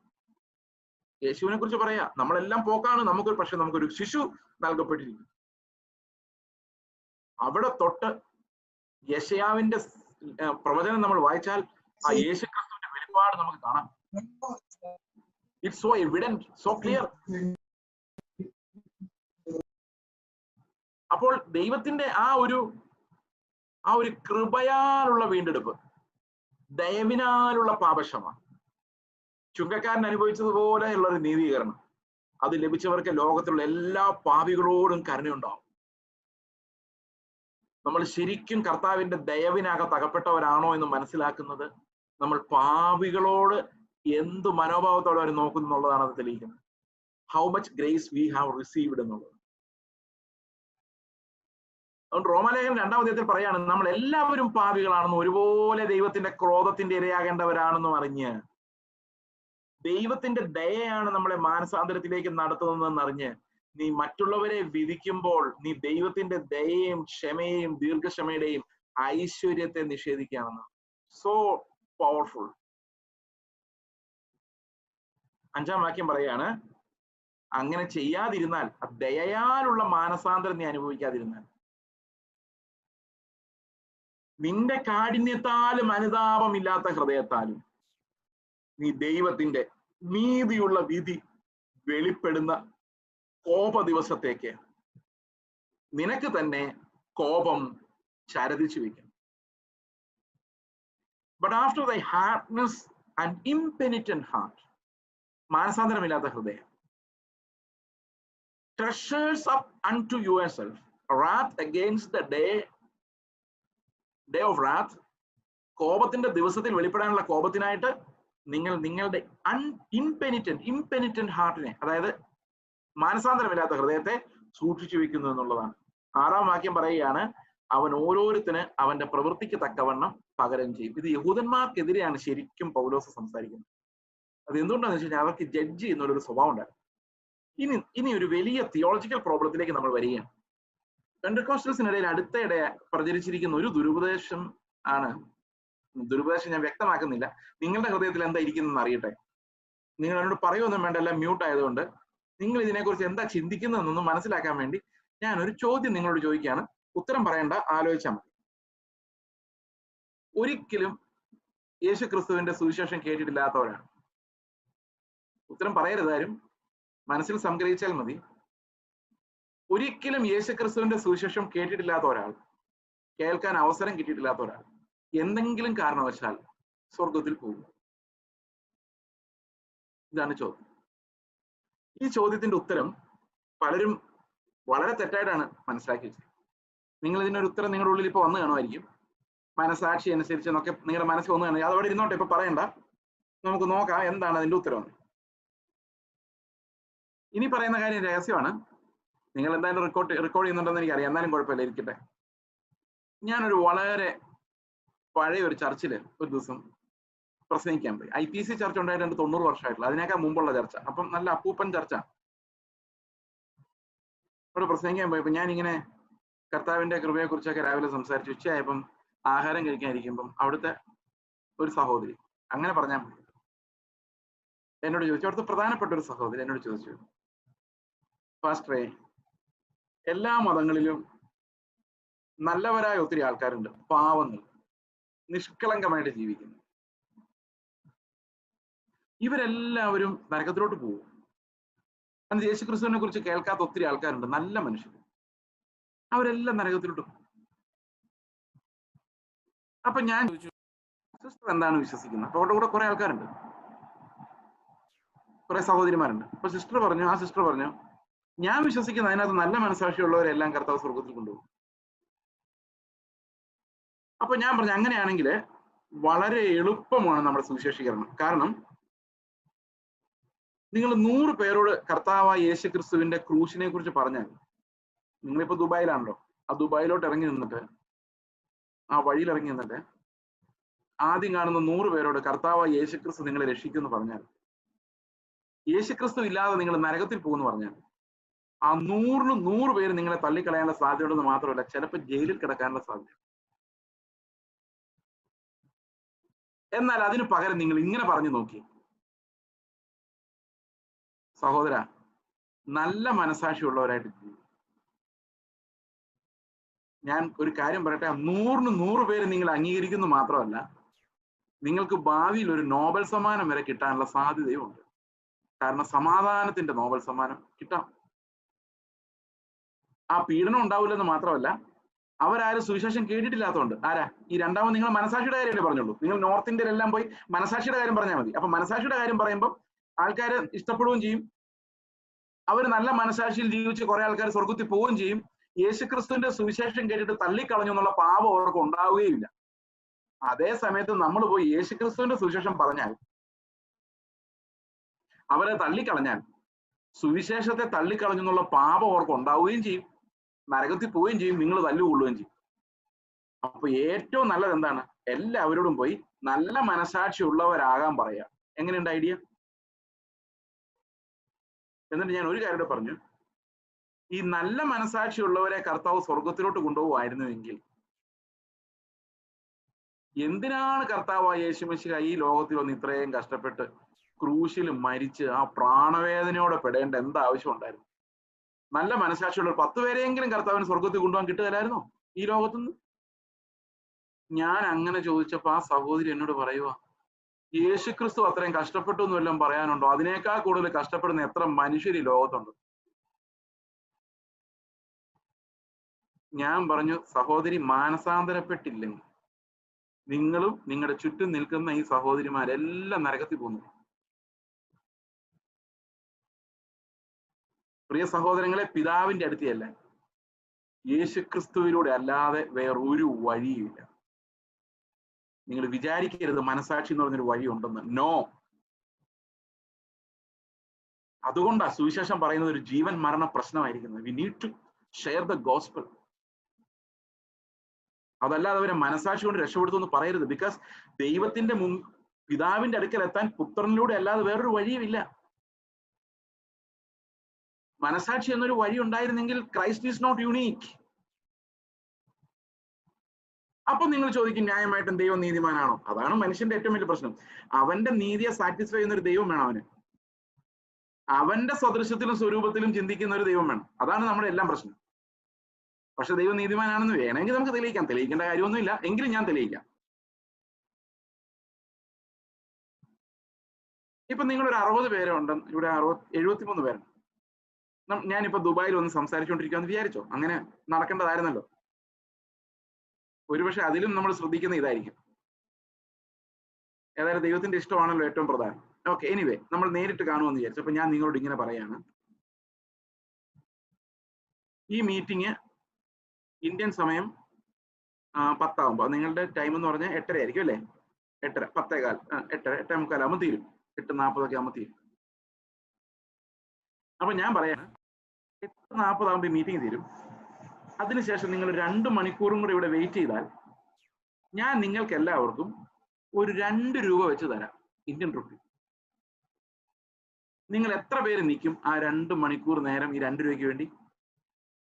ചിലപ്പോൾ എല്ലാവരും തന്നെ പോകും. ചിലപ്പം ചിലർ വിചാരിക്കും എന്തെങ്കിലും ഗുട്ടൻസ് ഇതിനകത്ത് കാണും, അല്ലെങ്കിൽ ഈ പുള്ളി 2 രൂപയ്ക്ക് വേണ്ടി ഇങ്ങനെ നമ്മളോട് 2 മണിക്കൂർ നിൽക്കാൻ പറയാൻ സാധ്യതയില്ല, എന്തായാലും നിന്ന് 2 രൂപയെങ്കിൽ 2 രൂപ മേടിച്ചോണ്ട് പോകാം എന്ന് ചിലപ്പോൾ 5 പേര് വിചാരിക്കുമായിരുന്നു. ബാക്കി ഞാൻ ദൈവത്തിന്റെ നീതി എക്സ്പ്ലെയിൻ ചെയ്യാൻ ശ്രമിക്കുന്ന കേട്ടോ. ഇതിന്റെ ഒന്നും ആവശ്യം നമുക്കില്ല. ദൈവം പറയുന്നത് അതുപോലെ വിഴുങ്ങിയാൽ മതി. പക്ഷെ നമ്മുടെ ഈ പാപഹൃദയം അതിന് സമ്മതിക്കാത്തതുകൊണ്ട് ഒരു എക്സ്പ്ലനേഷൻ എന്നുള്ളതേ ഉള്ളൂ. അപ്പൊ 5 പേരാണ് അവസാനം എന്ത് ചെയ്തത്? നിന്നത്. ബാക്കി 68 പേരും പോയി. അപ്പൊ ഞാൻ എത്ര രൂപ കരുതണമായിരുന്നു ഈ പ്രോമിസ് വെക്കുമ്പോൾ? 2 രൂപ വെച്ച് കൊടുക്കണം എന്നുള്ള പ്രോമിസ് ഞാൻ കൊടുക്കണമെങ്കിൽ എന്റെ കയ്യിൽ എത്ര രൂപ വേണം? 146 രൂപയും കൊണ്ട് ഞാൻ വന്നെങ്കിലേ 73 പേർക്ക് ഓഫർ കൊടുക്കാൻ പറ്റുള്ളൂ. പക്ഷേ 5 പേരെ വാങ്ങിക്കുള്ളൂ എന്ന് എനിക്ക് മുൻകൂട്ടി അറിയാമെങ്കിൽ ഞാൻ എത്ര രൂപ കൊണ്ടുവന്നാൽ മതി? 10 രൂപ കൊണ്ടുവന്നാൽ മതി. അപ്പൊ ദൈവത്തിന് മുൻകൂട്ടി ആരൊക്കെ വിശ്വസിക്കാമെന്ന് അറിയാമെങ്കിൽ ആ വിശ്വസിക്കുന്നവരുടെ അടുത്തേക്ക് സുവിശേഷകരെ വിട്ടാ പോരെ? അതിപ്പോ ഉഗാണ്ടയിലായാലും മംഗോളിയയിലായാലും ആഫ്രിക്കയിലായാലും ലാറ്റിൻ അമേരിക്കയിലായാലും ഒരുത്തൻ രക്ഷിക്കപ്പെടുമെന്ന് ദൈവത്തിന് അറിയാമെങ്കിൽ അവന്റെ അടുത്തേക്ക് ഒരു മിഷണറി വിടാൻ ദൈവത്തിന് അറിയാം. അതുകൊണ്ട് ലോകത്ത് ഒരാൾക്കും ദൈവത്തിന്റെ അടുത്ത് എന്ന് പറയാൻ പറ്റില്ല, കർത്താവെ കേട്ടിരുന്നെങ്കിൽ ഞാൻ വിശ്വസിച്ചേനെ, എനിക്ക് കേൾക്കാനുള്ള അവസരം നീ തന്നില്ലല്ലോ എന്ന് ആർക്കും പറയാൻ പറ്റില്ല. കാരണം അവൻ വിശ്വസിക്കുമായിരുന്നുവെങ്കിൽ അവന്റെ അടുത്തേക്ക് ഒരാളെ ദൈവം ഉറപ്പായിട്ട് ഒരു മിഷണറിയെ വിട്ടേനെ. അങ്ങനെ ഒരു മനുഷ്യനും നശിച്ചു പോകാൻ ദൈവം അനുവദിച്ചിട്ടില്ല.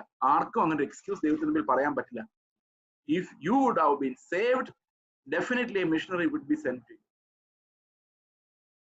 അങ്ങനെയാണ് മിഷണറിമാരെ ദൈവം വിടുന്നത്. പൗലോസിന്റെ കർത്താവ് പറയുന്നുണ്ട്, യെരുശലേമിൽ തന്നെ താമസിക്കാം. കാരണം ആ നഗരത്തിൽ ഇനിയും എനിക്ക് ആളുകളുണ്ട്, അവരെല്ലാവരും വരുന്നത് വരെ. അപ്പൊ ദൈവത്തിന് അറിയാം, അവന്റെ ആളുകളെ അറിയാം, ആരൊക്കെ വിശ്വസിക്കുമെന്ന് അറിയാം. അവരുടെ അടുത്തേക്ക് ഉറപ്പായിട്ടും ദൈവം മിഷണറിമാരെ വിടും. അങ്ങനെയാണ് മിഷണറി കോൾ ഉണ്ടാകുന്നത്. അതുകൊണ്ട് ആളുകൾ ഇങ്ങനെ പോകുന്നത് സുവിശേഷ വേലയ്ക്ക്. അപ്പൊ ദൈവം എന്നെ ഓങ്കോളിലേക്ക് വിടുമ്പം ദൈവത്തിന് അറിയാം അവിടെ ആളുകളുണ്ട്, ശിഷ്യത്വത്തിലേക്ക് നയിക്കപ്പെടേണ്ട ആളുകളുണ്ട്. ഇന്ന് രാവിലെ ഞങ്ങൾക്ക് ഒന്നിച്ച് സൂം ആയതുകൊണ്ട് ഞങ്ങൾ ഒന്നിച്ചായിരുന്നു വർഷിപ്പ്. അപ്പൊ ദൈവം അവരുടെ ഇടയിലേക്ക് എന്നെ അയക്കുമ്പോൾ ദൈവം ചില ആളുകളെ കണ്ടിട്ട് തന്നെയാണ് അയക്കുന്നത്. അത് തന്നെയാണ് ഒരു missionary assurance. God has asked me to go to a place. എന്തുകൊണ്ട്? അവിടെ ദൈവത്തിന്റെ വൃതന്മാരെ ചേർക്കുവാൻ എന്നെ വിട്ടിരിക്കുന്നു, അവിടെ വചനം വിശ്വസിക്കുന്ന ആളുകളുണ്ട്. That's the assurance. ഇനി ബൈബിൾ എന്താ പറയുന്നത് നോക്കാം. നമുക്ക് ഈ 2-ാം അധ്യായത്തില് മനസാക്ഷി എന്ന് പറഞ്ഞൊരു വിഷയം പൗലോസ് എടുത്തുകൊണ്ട് വന്നിട്ടുണ്ട്.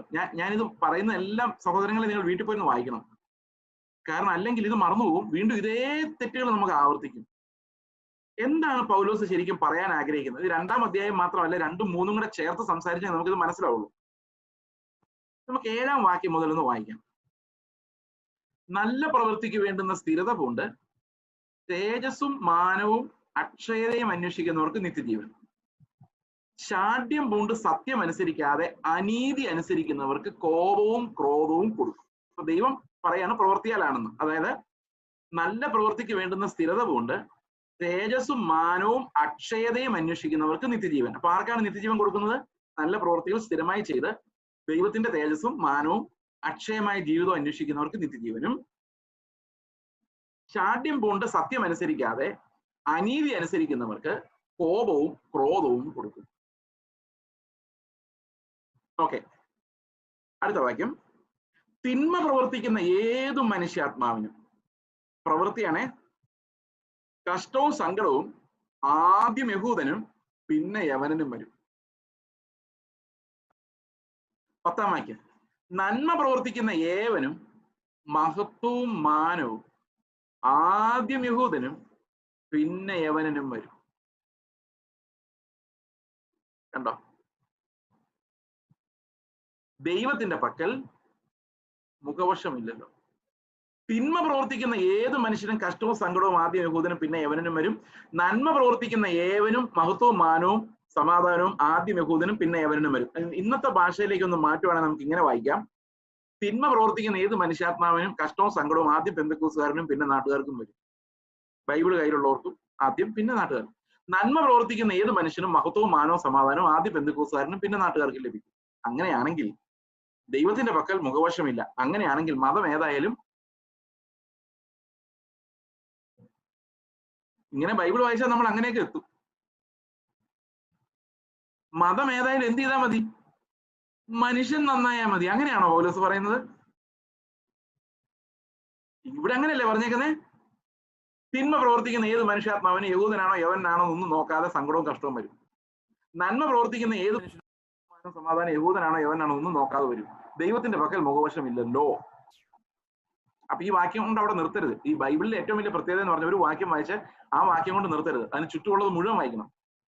അപ്പോഴേ മനസ്സിലാവുള്ളൂ എന്താ ഈ പറഞ്ഞു വരുന്നത്. യഹൂദന്മാരോട് പറയുന്ന കാര്യമാണ്. തിന്മ പ്രവർത്തിച്ച നീ തിന്മ പ്രവർത്തിക്കുന്ന വേറൊരുത്തിനെ കുറ്റം പറയുന്നു. എന്നിട്ട് നീ പറയുന്നു അവനെല്ലാം നരകത്തിൽ പോകും. അപ്പൊ അതേ തിന്മ പ്രവർത്തിക്കുന്ന നീയോ? ഇതാണ് പൗലോസിന്റെ ചോദ്യം. അപ്പൊ നമ്മൾ വിമർശിക്കുന്ന അതേ തെറ്റുകൾ നമ്മുടെ ഉള്ളിലുണ്ട്. നമ്മൾ ചെയ്യാതെയൊക്കെ പിടിച്ചു നിൽക്കുന്നുണ്ട്. പക്ഷെ നമ്മുടെ ഹൃദയം അങ്ങനെ തന്നെയാണ്. എല്ലാ മനുഷ്യരും ആദമിന്റെ ഫ്ലഷ് ആണ്. ആദമിന്റെ ചിന്തകൾ എല്ലാവരുടെ ഉള്ളിലുണ്ട്. പക്ഷെ ചിലർ അത് ചെയ്യുന്നു. കൾച്ചർ കാരണം നമ്മൾ ചെയ്യുന്നില്ല. കൾച്ചർ കാരണം. അപ്പൊ ഇവിടെ പറയുന്നത് മതം ഏതായാലും മനുഷ്യർ നന്നായാൽ മതി. ശരിയാണ് കേട്ടോ. മതം ഏതായാലും മനുഷ്യർ നന്നായാൽ മതി, ശരിയാ. പക്ഷെ പൗലോസിന്റെ കൺക്ലൂഷൻ അതല്ല. നമുക്ക് നോക്കാം പൗലോസ് എന്തായി പറഞ്ഞു വരുന്നതെന്ന്. ഇത്രയും ഇങ്ങനെ വായിച്ചാൽ നമ്മൾ ശ്രീനാരായണ ഗുരു വായിപ്പു. പക്ഷെ അങ്ങനെ ബൈബിൾ വായിച്ച് നിർത്തരുത്. അതിന്റെ താഴോട്ട് പറയാണ്, ന്യായപ്രമാണം ഇല്ലാതെ പാപം ചെയ്തവരൊക്കെയും ന്യായപ്രമാണം കൂടാതെ നശിച്ചു പോകും. അപ്പൊ ന്യായപ്രമാണം ഇല്ലാതെ പാപം ചെയ്യുന്ന ആൾക്കാരുണ്ട്, അവരെല്ലാം ന്യായപ്രമാണം ഇല്ലാതെ തന്നെ നശിക്കും. ന്യായപ്രമാണം ഉണ്ടായിട്ട് പാപം ചെയ്തവരൊക്കെയും ന്യായപ്രമാണത്താൽ വിധിക്കപ്പെടുമ്പോൾ അവർ നശിക്കും, പാപം ചെയ്തവർ. അപ്പൊ ഇത് ഉണ്ടായിട്ടും ഇല്ലായിരുന്നിട്ടും വലിയ കാര്യമൊന്നുമില്ല. പാപം ചെയ്താൽ നശിക്കും. 13-ാം വാക്യം പറയുകയാണ്, ന്യായപ്രമാണം കേൾക്കുന്നവരല്ല ദൈവസന്നിധിയിൽ നീതിമാന്മാർ, ന്യായപ്രമാണം ആചരിക്കുന്നവരത്രേ നീതീകരിക്കപ്പെടുന്നത്. ഓക്കെ. അപ്പോൾ നമ്മൾ ന്യായപ്രമാണം കേട്ടാൽ മാത്രം പോരാ, നമ്മൾ ന്യായപ്രമാണം ആചരിക്കുക കൂടെ വേണം. അങ്ങനെ ആചരിക്കുന്നവരാണ് ദൈവത്തിന്റെ സന്നിധിയിൽ നീതിമാന്മാരാകുന്നത്. 14-ാം വാക്യത്തിലാണ് ഈ മനസാക്ഷി, 14-15 വാക്യങ്ങളിലാണ് മനസാക്ഷി വരുന്നത്. ന്യായപ്രമാണം ഇല്ലാത്ത ജാതികൾ അപ്പൊ എന്ത് ചെയ്യും? നമ്മൾ 1-ാം അധ്യായത്തിൽ ഇന്നലെ കണ്ടപ്പോൾ നമ്മൾ പറഞ്ഞു, ദൈവത്തിന്റെ വെളിപ്പാട് 2 തലത്തിലാണുള്ളത്. ഒന്ന് പ്രകൃതിയിലൂടെ വരുന്ന ദൈവത്തിന്റെ ശക്തിയെ കുറിച്ചുള്ള വെളിപ്പാടും, മറ്റൊന്ന് മനസാക്ഷിയിലൂടെ വരുന്ന ദൈവത്തിന്റെ ദിവ്യത്വത്തെ കുറിച്ചുള്ള വെളിപ്പാടുമെന്ന്. അപ്പൊ ലോകത്തിൽ മനസാക്ഷിയുള്ളവർക്കെല്ലാം ഒരു ദിവ്യത്വത്തെ കുറിച്ചുള്ള ഒരു വെളിപ്പാടുണ്ട്, ദൈവത്തിന്റെ ഇഷ്ടത്തെ കുറിച്ചുള്ള ഒരു വെളിപ്പാടുണ്ട്. നല്ല മനുഷ്യരായി ജീവിക്കണം എന്ന് അവർക്കറിയാം. അപ്പൊ ന്യായപ്രമാണം എന്താണോ നമുക്കൊരു പുസ്തകത്തിലൂടെ തന്നത്, അത് തന്നെയാണ് ജാതികൾക്ക് മനസാക്ഷിയിലൂടെ ലഭിക്കുന്നത്. ദൈവം അവർക്ക് പ്രകൃതിയിലൂടെ വെളിപ്പെടുത്തി കൊടുത്ത, മനസാക്ഷിയിലൂടെ വെളിപ്പെടുത്തി കൊടുത്ത ഒരു നീതിബോധം, ന്യായപ്രമാണം ഉള്ളവർക്ക് ലഭിച്ച അതേ നീതിബോധം തന്നെ വേറൊരളവിൽ മനസാക്ഷിയിലൂടെയും ആളുകൾക്ക് ലഭിക്കുന്നുണ്ട് എന്നാണ് പൗലോസ് പറയുന്നത്.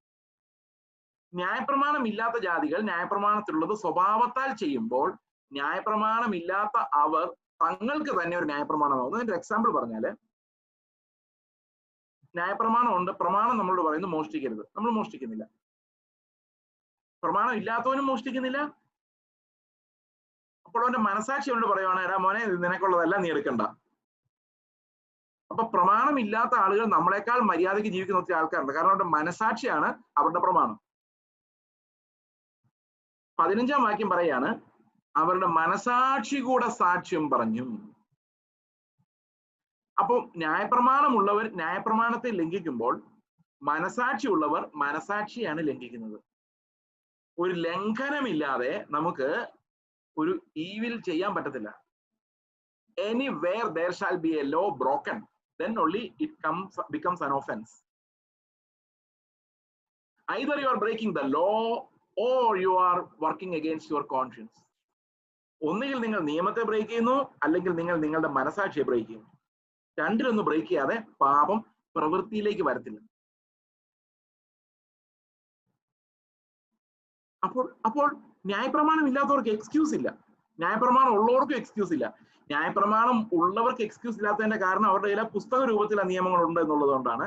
ന്യായപ്രമാണം ഇല്ലാത്തവർക്ക് എക്സ്ക്യൂസ് ഇല്ലാത്തത് അവരുടെ മനസാക്ഷിയിൽ അതേ കാര്യങ്ങൾ ദൈവം വെളിപ്പാടിനാൽ ഓർപ്പിച്ചിട്ടുണ്ട് എന്നുള്ളത് കൊണ്ട് ഇവർക്ക് രണ്ടുപേർക്കും എക്സ്ക്യൂസ് ഇല്ല എന്ന് പറയുന്നു. 16-ാം വാക്യം പറയുകയാണ്, ദൈവം യേശു ക്രിസ്തു മുഖാന്തരം മനുഷ്യരുടെ രഹസ്യങ്ങളെ എന്റെ സുവിശേഷ പ്രകാരം ന്യായം വിധിക്കുന്ന നാളിൽ തന്നെ. ഇതിനകത്ത് ഏറ്റവും വലിയ രസം എന്താണെന്ന് വെച്ച് കഴിഞ്ഞാല്, ഈ ന്യായവിധി വരുമ്പോൾ മനസാക്ഷിക്കാരും ന്യായപ്രമാണക്കാരും എല്ലാം വന്ന് നിൽക്കുന്നത് അവരുടെ ന്യായപ്രമാണം അനുസരിച്ചോ മനസാക്ഷി അനുസരിച്ചുള്ള ന്യായവിധിയിലേക്കല്ല, യേശുക്രിസ്തുവിന്റെ സുവിശേഷം അനുസരിച്ചുള്ള ഒരു ന്യായവിധിയിലേക്കാണ്. അതാണ് പ്രശ്നം, അവിടെയാണ് പ്രശ്നം. മനസാക്ഷി വെച്ചായിരുന്ന ചിലപ്പോൾ ചിലർ രക്ഷപ്പെട്ടേനെ, പക്ഷേ ന്യായപ്രമാണം അനുസരിച്ചാണെങ്കിൽ കുറെ ആൾക്കാരെ തട്ടിക്കൂട്ടി രക്ഷപ്പെട്ടേനെ. പക്ഷെ ന്യായവിധി വരുന്ന ഇത് രണ്ടും വെച്ചല്ല, ന്യായവിധി വരുന്ന ക്രിസ്തുവിന്റെ സുവിശേഷം വെച്ചിട്ടാണ്. അവിടെയാണ് നമ്മളൊന്ന് സൂക്ഷിച്ചു വായിക്കുമ്പോൾ നോക്കി എന്ത് വ്യത്യാസം അതിന്റെ അർത്ഥത്തിന് വരുന്നതെന്ന്. ഞാൻ വെളിയിൽ നിന്ന് എന്തെങ്കിലും പറഞ്ഞു, ഇന്ന ചിന്തകൻ ഇങ്ങനെ പറയുന്നു, ഗ്രീക്കിൽ പറഞ്ഞില്ല, ഞാൻ പറയാറുമില്ല. നമ്മുടെ ബൈബിള് തന്നെ എത്ര ക്ലാരിറ്റിയോടെ നമ്മൾ സംസാരിക്കുന്നറിയോ. ഇതൊന്നും വായിച്ചിട്ട് വേണ്ടേ വേറെ പുസ്തകങ്ങൾ വായിക്കാൻ.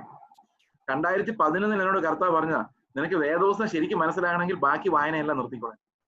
അതിനുശേഷം ഇന്നേ വരെ ഞാൻ ഒരു ആത്മീക പുസ്തകം വായിച്ചിട്ടില്ല. പത്രം വായിച്ചിട്ടുണ്ട് കേട്ടോ. വായിക്കാത്തതിന്റെ കാരണം എന്ന് വെച്ച് കഴിഞ്ഞാൽ എന്റെ ചിന്ത അതും ഇല്ലാണ്ട് കുഴയണ്ട. ബൈബിളിനകത്ത് തന്നെ ഭയങ്കര റിച്ചാ. അതുകൊണ്ട് ഞാൻ പറയുന്നത്, don't come to my ideas, come to the scripture. അപ്പൊ ന്യായപ്രമാണത്തിൽ തടിച്ചിരിക്കുന്നവരും മിടുക്കരെന്ന് വിചാരിക്കുന്നവരും, ചില ആൾക്കാർ പറയില്ല മനസാക്ഷിയിൽ ഞാൻ ഒരു തെറ്റും ചെയ്യാത്തൊരു മനസാക്ഷി എനിക്കുണ്ടെന്ന്. ശരിയായിരിക്കും, പക്ഷെ ന്യായം വിധിക്കപ്പെടുന്ന യേശുവിന്റെ സുവിശേഷത്താലും അന്ന് ഉത്തരം ലഭിക്കില്ല. കാരണം സുവിശേഷത്തിലെ നീതി നമ്മൾ ഇന്നലെ പറഞ്ഞ പോലെ മനുഷ്യനെ കൊണ്ട് സാധിക്കുന്ന പരിപാടിയല്ല. അത് ദയയാൽ മാനസാന്തരത്തിലേക്ക് പോയവർക്കേ പറ്റൂ. അത് ദൈവത്തിന്റെ ദീർഘക്ഷമയുടെ ഐശ്വര്യം അനുഭവിച്ചവർക്ക് മാത്രമേ ക്രിസ്തുവിന്റെ സുവിശേഷത്താൽ വിധിക്കപ്പെടുന്ന ആളിൽ സമാധാനം ഉണ്ടാവുള്ളൂ. അതുകൊണ്ട് പൗലോസ് പറയാണ്, എന്റെ സുവിശേഷം, ഞാൻ പ്രസംഗിച്ച സുവിശേഷ പ്രകാരം ദൈവം ലോകത്തെ മുഴുവൻ വിധിക്കുമ്പോൾ ആർക്കും ഒരു എക്സ്ക്യൂസും ഉണ്ടാവില്ല. കാരണം അവരെ കൺവിക്ട് ചെയ്യാൻ അവരുടെ കയ്യിരിക്കുന്ന സാധനം തന്നെ മതി. പക്ഷെ വിധിക്കപ്പെടുന്നത് സുവിശേഷം കൊണ്ടായാലും ഈ സുവിശേഷം അവരെ വിധിക്കുന്നത് അവരുടെ കയ്യിലിരിക്കുന്ന പ്രമാണത്തിൽ തന്നെ അവരെ കുറ്റവാളികളാക്കി മാറ്റാൻ സുവിശേഷത്തിന് പറ്റും. അതെങ്ങനെയാണെന്നുള്ള കാര്യം നമ്മൾ 3-ാം അധ്യായത്തിലാണ് അത് വിശദീകരിച്ചിരിക്കുന്നത്. നമ്മൾ അങ്ങോട്ട് വരും. അപ്പൊ 16-ാം വാക്യത്തിൽ നമ്മൾ പ്രധാനമായിട്ടും ഭയപ്പെടേണ്ട 2 കാര്യങ്ങളുണ്ട്. ഒന്ന്, യേശുക്രിസ്തുവിന്റെ സുവിശേഷ പ്രകാരമാണ് ന്യായവിധി എന്നുള്ളതാണ്. മറ്റൊന്ന്, അവൻ മനുഷ്യരുടെ പ്രവൃത്തികളെ വിധിക്കുന്നു. ഇത്തിരി മുമ്പ് പറഞ്ഞിട്ട് ഇവിടെ പറയാണ്, അവൻ മനുഷ്യരുടെ രഹസ്യങ്ങളെ വിധിക്കുന്നു. ന്യായപ്രമാണമോ മനസാക്ഷിയോ ആയിരുന്നു നമ്മുടെ മാനദണ്ഡമെങ്കിൽ പ്രവൃത്തികളായിരുന്നേനെ വിധിക്ക് അടിസ്ഥാനം. എന്നാൽ യേശുക്രിസ്തുവിന്റെ സുവിശേഷമാണ് ന്യായവിധിയുടെ അടിസ്ഥാനമെങ്കിൽ പ്രവൃത്തികളല്ല അടിസ്ഥാനം, നമ്മുടെ രഹസ്യങ്ങളാണ്. അത് നമ്മളെ ഭയപ്പെടുത്തേണ്ട ഒരു കാര്യമാണ്. Our secrets will be judged by the gospel of Christ. നമ്മൾ മറ്റുള്ളവരിൽ നിന്ന് മറച്ചു വെക്കുന്ന ലൈഫ്, ഹിഡൻ ലൈഫ്, നമ്മൾ ആരെയും കാണിക്കാതെ രഹസ്യമായിട്ട് വെച്ചിരിക്കുന്ന ഒരു ഞാൻ, ആ ഞാനെയാണ് ദൈവം കർശനമായിട്ട് ഒരു ദിവസം ന്യായം വിധിക്കാൻ പോകുന്നത്. ദൈവം യേശുക്രിസ്തു മുഖാന്തരം മനുഷ്യരുടെ രഹസ്യങ്ങളെ എന്റെ സുവിശേഷ പ്രകാരം ന്യായം വിധിക്കുന്ന നാളിൽ തന്നെ. In the day when God shall judge the secrets of men by Jesus Christ according to my gospel. അതുകൊണ്ടാണ് ഗോസ്പൽ പ്രസംഗിക്കാൻ പൗലോസ് ഇത്രയും കടപ്പെട്ടിരിക്കുന്നത്. രഹസ്യങ്ങളൊന്നും ദൈവത്തിന് മുമ്പിൽ മറിഞ്ഞിരിക്കുകയില്ല, അതെല്ലാം വെളിയിൽ വരും. നമുക്കതിന്റെ നല്ല എക്സാമ്പിൾസ് നമ്മുടെ വീട്ടിൽ തന്നെ ഉണ്ട്. നമ്മൾ തന്നെ പ്രായമാകുമ്പോ എന്താ സംഭവിക്കുന്ന അറിയോ? നമ്മൾ തന്നെ പ്രായമാകുമ്പോൾ നമ്മുടെ പല രഹസ്യങ്ങളും വെളി വരും, നമ്മൾ തന്നെ വെളി പറയും. അന്ന് ഈ ബുദ്ധി കൊണ്ട് ആ കാര്യങ്ങളെ മറച്ചു വെക്കാനുള്ള കപ്പാസിറ്റി നമുക്ക് ഉണ്ടാവൂല. നമ്മൾ യൗവനകാലത്ത് നമുക്ക് പലരോടും തോന്നിയതൊക്കെ നമ്മൾ മറച്ചു വെച്ചു. പക്ഷെ പ്രായമാകുമ്പോ ഈ ബുദ്ധിയുടെ ആവരണം വെച്ച് നമ്മൾ മറച്ചു വെച്ചിട്ടുണ്ടല്ലോ, ആ ബുദ്ധി എല്ലാം പൊളിഞ്ഞു പോകും. അപ്പൊ വായി വരുന്ന എല്ലാം പറയാൻ തുടങ്ങും. അപ്പൊ പിള്ളേര് പറയും, അപ്പച്ച ഒന്ന് മിണ്ടാതിരിക്കുക അപ്പച്ച, എന്തൊക്കെയാ പറയുന്നത്. അപ്പോഴാ അപ്പച്ചന് ബോധം ഉണ്ടായത്, ഇതാണ് റിയൽ അപ്പച്ചൻ. അത് വെളിയിൽ കാണിക്കാൻ കൊള്ളാവുന്ന അപ്പച്ചനല്ല. ഞാൻ ആദ്യമൊക്കെ വിചാരിച്ചിരുന്ന എന്താണെന്നറിയോ, നമ്മള് ഈ നരകത്തിലോട്ട് പോകുന്ന ആൾക്കാര് ന്യായവിധിയുടെ സമയത്ത് നിലവിളിച്ച് കരഞ്ഞ്, എന്റെ കർത്താവേ ഞാൻ തെറ്റുപറ്റിപ്പോയല്ലോ, എന്നോട് ക്ഷമിക്കണേ എന്ന് പറഞ്ഞ് കരഞ്ഞ് നിലവിളിച്ചുകൊണ്ട് നരകത്തിൽ പോകുന്ന. നോവേ, അവരിവിടെ മാനസാന്തരപ്പെട്ടില്ലെങ്കിൽ അവിടെയും മാനസാന്തരപ്പെടുവൊന്നുമില്ല. ഇവിടെ പാവബോധം ഉണ്ടായില്ലെങ്കിൽ അവിടെയും പാവബോധം ഒന്നും ഉണ്ടാവുന്നില്ല. അവര് ഈ അകത്ത് മറച്ചു വെച്ചിരുന്ന മനുഷ്യൻ വെളിയിലോട്ടിങ് വരുക. ദൈവത്തോടുള്ള വിരോധം, മനുഷ്യരോടുള്ള അവജ്ഞ, അവരെന്തെല്ലാം മൂടി വെച്ചോ അതെല്ലാം വെളി വന്ന് പ്രാഗി വഴക്കുണ്ടാക്കി ബഹളം. നിങ്ങളുടെ ഉള്ളിൽ ആ സാധനമൊക്കെ ഉണ്ടോ? ഉണ്ടെങ്കിൽ ഉള്ള നേരത്തെ മാറ്റിക്കോ, അല്ലെ ഒരു ദിവസം വെളി വരും. അത് ചിലപ്പോൾ മരിക്കേണ്ടി വരികയല്ല, അതിനു മുമ്പ് തന്നെ നമ്മുടെ ഒരു തലയിൽ ഒരു തേങ്ങ വീണാൽ നമ്മളെല്ലാം ഒറിജിനലി വെളി വരും. ഈ മറച്ചു വെക്കാനുള്ള ബുദ്ധി പോയാൽ നമ്മൾ തീർന്നു.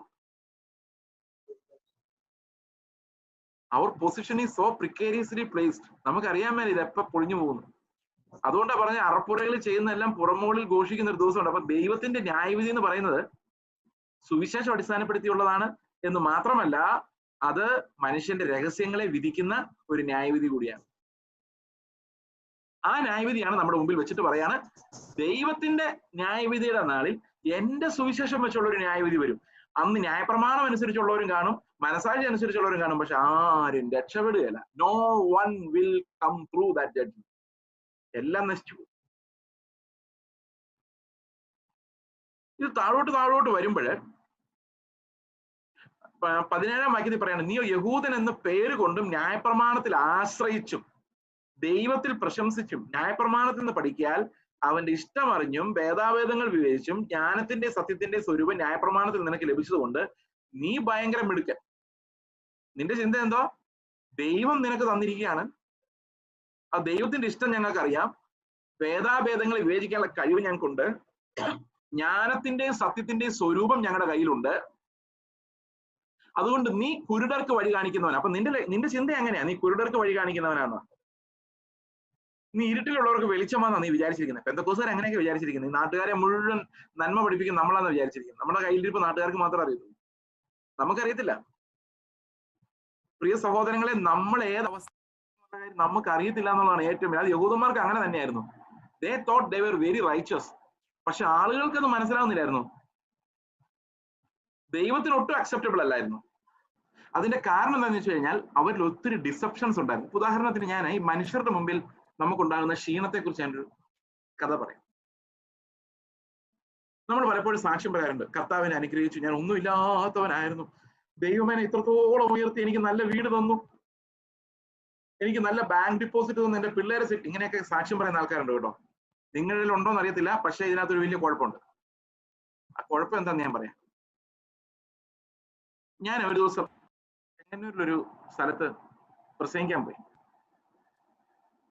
അതൊരു ഓപ്പൺ മീറ്റിംഗ് എന്ന് പറഞ്ഞാൽ ചർച്ചിന്റെ മീറ്റിംഗ് അല്ല, അതൊരു പൊതുസ്ഥലത്ത് നടന്ന മീറ്റിംഗ്, ഒരു ഹാളില്. അപ്പൊ അവിടെ വർഷിപ്പ് ലീഡ് ചെയ്യുന്ന ആൾക്കാർ, ഇനി വർഷിപ്പ് ലീഡ് ചെയ്യുന്ന ആൾക്കാരാണ് ഇന്നത്തെ ഏറ്റവും വലിയൊരു പ്രതിഭാസം.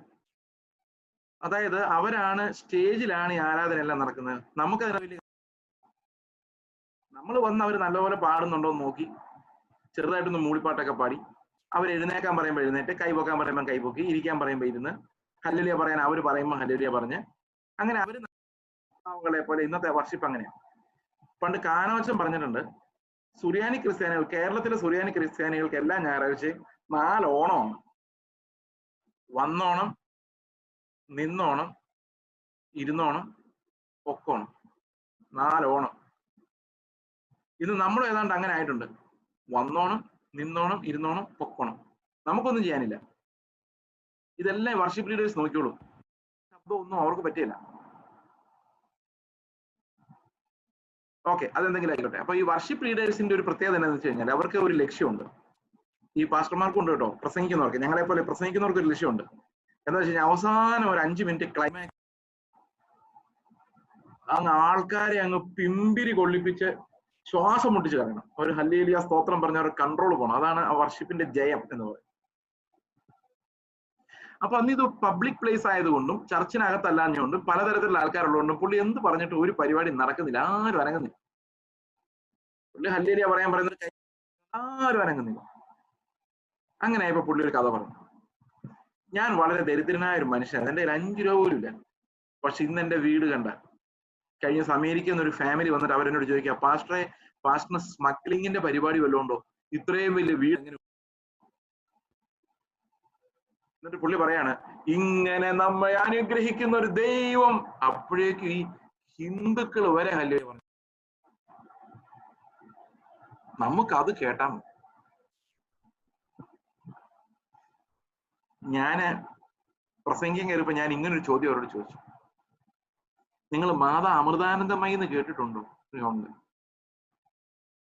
അവർ വളരെ പാവപ്പെട്ട ഒരു വീട്ടിലെ സ്ത്രീയായിരുന്നു, അറിയാം. ഇപ്പൊ അവർക്ക് ഒത്തിരി പണം ഉണ്ടായിട്ടുണ്ടെന്നുള്ള അറിയാം. നമുക്ക് അവരോടൊന്ന് ചോദിച്ചാലോ, എങ്ങനെയാണ് നിങ്ങൾക്ക് ഇത്രയും പണം കിട്ടിയത്? അപ്പൊ അവര് പറയും, അതൊക്കെ ഈശ്വര കടാക്ഷമാണ് മോനെ. അപ്പൊ നമുക്കറിയാം അവരുടെ ദൈവത്തിൽ നമുക്ക് വിശ്വാസം ഇല്ലാത്തതുകൊണ്ട് നമ്മൾ പറയും ഇത് ഈശ്വര കടാക്ഷം ഒന്നുമല്ല, ഇത് വെറും ഊടായ്പാണ്, തട്ടിപ്പാണ് നമ്മൾ പറയും. അതുപോലെ തന്നെ നമ്മുടെ ഈ സാക്ഷി, നമ്മൾ പറയുന്ന ദൈവത്തിൽ വിശ്വാസം ഇല്ലാത്തവര് അപ്പൊ തന്നെ അവിടെ ഇരുന്ന് പറയും, ഇവൻ ദൈവത്തിന്റെ പേരും പറഞ്ഞ് അത്യാഗ്രഹം കൊണ്ട് കാശുണ്ടാക്കിയിട്ട് ദൈവത്തിന്റെ ആന്ന് പറയുകയാണെന്ന് അവർ ദൈവത്തെ നിന്ദിക്കും. നമ്മളത് അറിയുന്നില്ല. അതേസമയത്ത് തിരിച്ച് ഈ ലോകത്തിന്റെ മഹത്വം എനിക്ക് വേണ്ട എന്നൊരു സാക്ഷ്യം പറയാൻ പറ്റിയ നാട്ടുകാർ സമ്മതിക്കും. നമ്മൾ അറിയുന്നില്ല നമ്മൾ എന്തുമാത്രം വെളിച്ചുള്ളതെന്നാ നമ്മുടെ വിശ്വാസം. യഹൂദന്മാർക്ക് അങ്ങനെ ഒരു വിശ്വാസം ഉണ്ടായിരുന്നു, ദൈവം ന്യായപ്രമാണം നമുക്ക് തന്നത് കൊണ്ട് വെളിച്ചം ഞങ്ങളുടെ കയ്യിലായിരിക്കുന്നതെന്ന്. അതാ ഇപ്പം പൗലോസ് പറയുന്നത്, വെളിച്ചം ഞങ്ങളുടെ കയ്യിലല്ലേ വെളിച്ചമിരിക്കുന്നത്. നിങ്ങൾക്കല്ലേ ദൈവത്തിന്റെ ഇഷ്ടങ്ങൾ മുഴുവൻ അറിയാവുന്നത്. ഇരുട്ടിലുള്ളവർക്ക് നിങ്ങളല്ലേ വെളിച്ചം കൊടുക്കുന്നത്, മൂഢരെ പഠിപ്പിക്കുന്നവൻ, ശിശുക്കൾക്ക് ഉപദേഷ്ടാവ്, കുരുടർക്ക് വഴി കാണിക്കുന്നവൻ. നിങ്ങളുടെ ഭാവം അതാണ്, അങ്ങനെയൊക്കെയാണ്.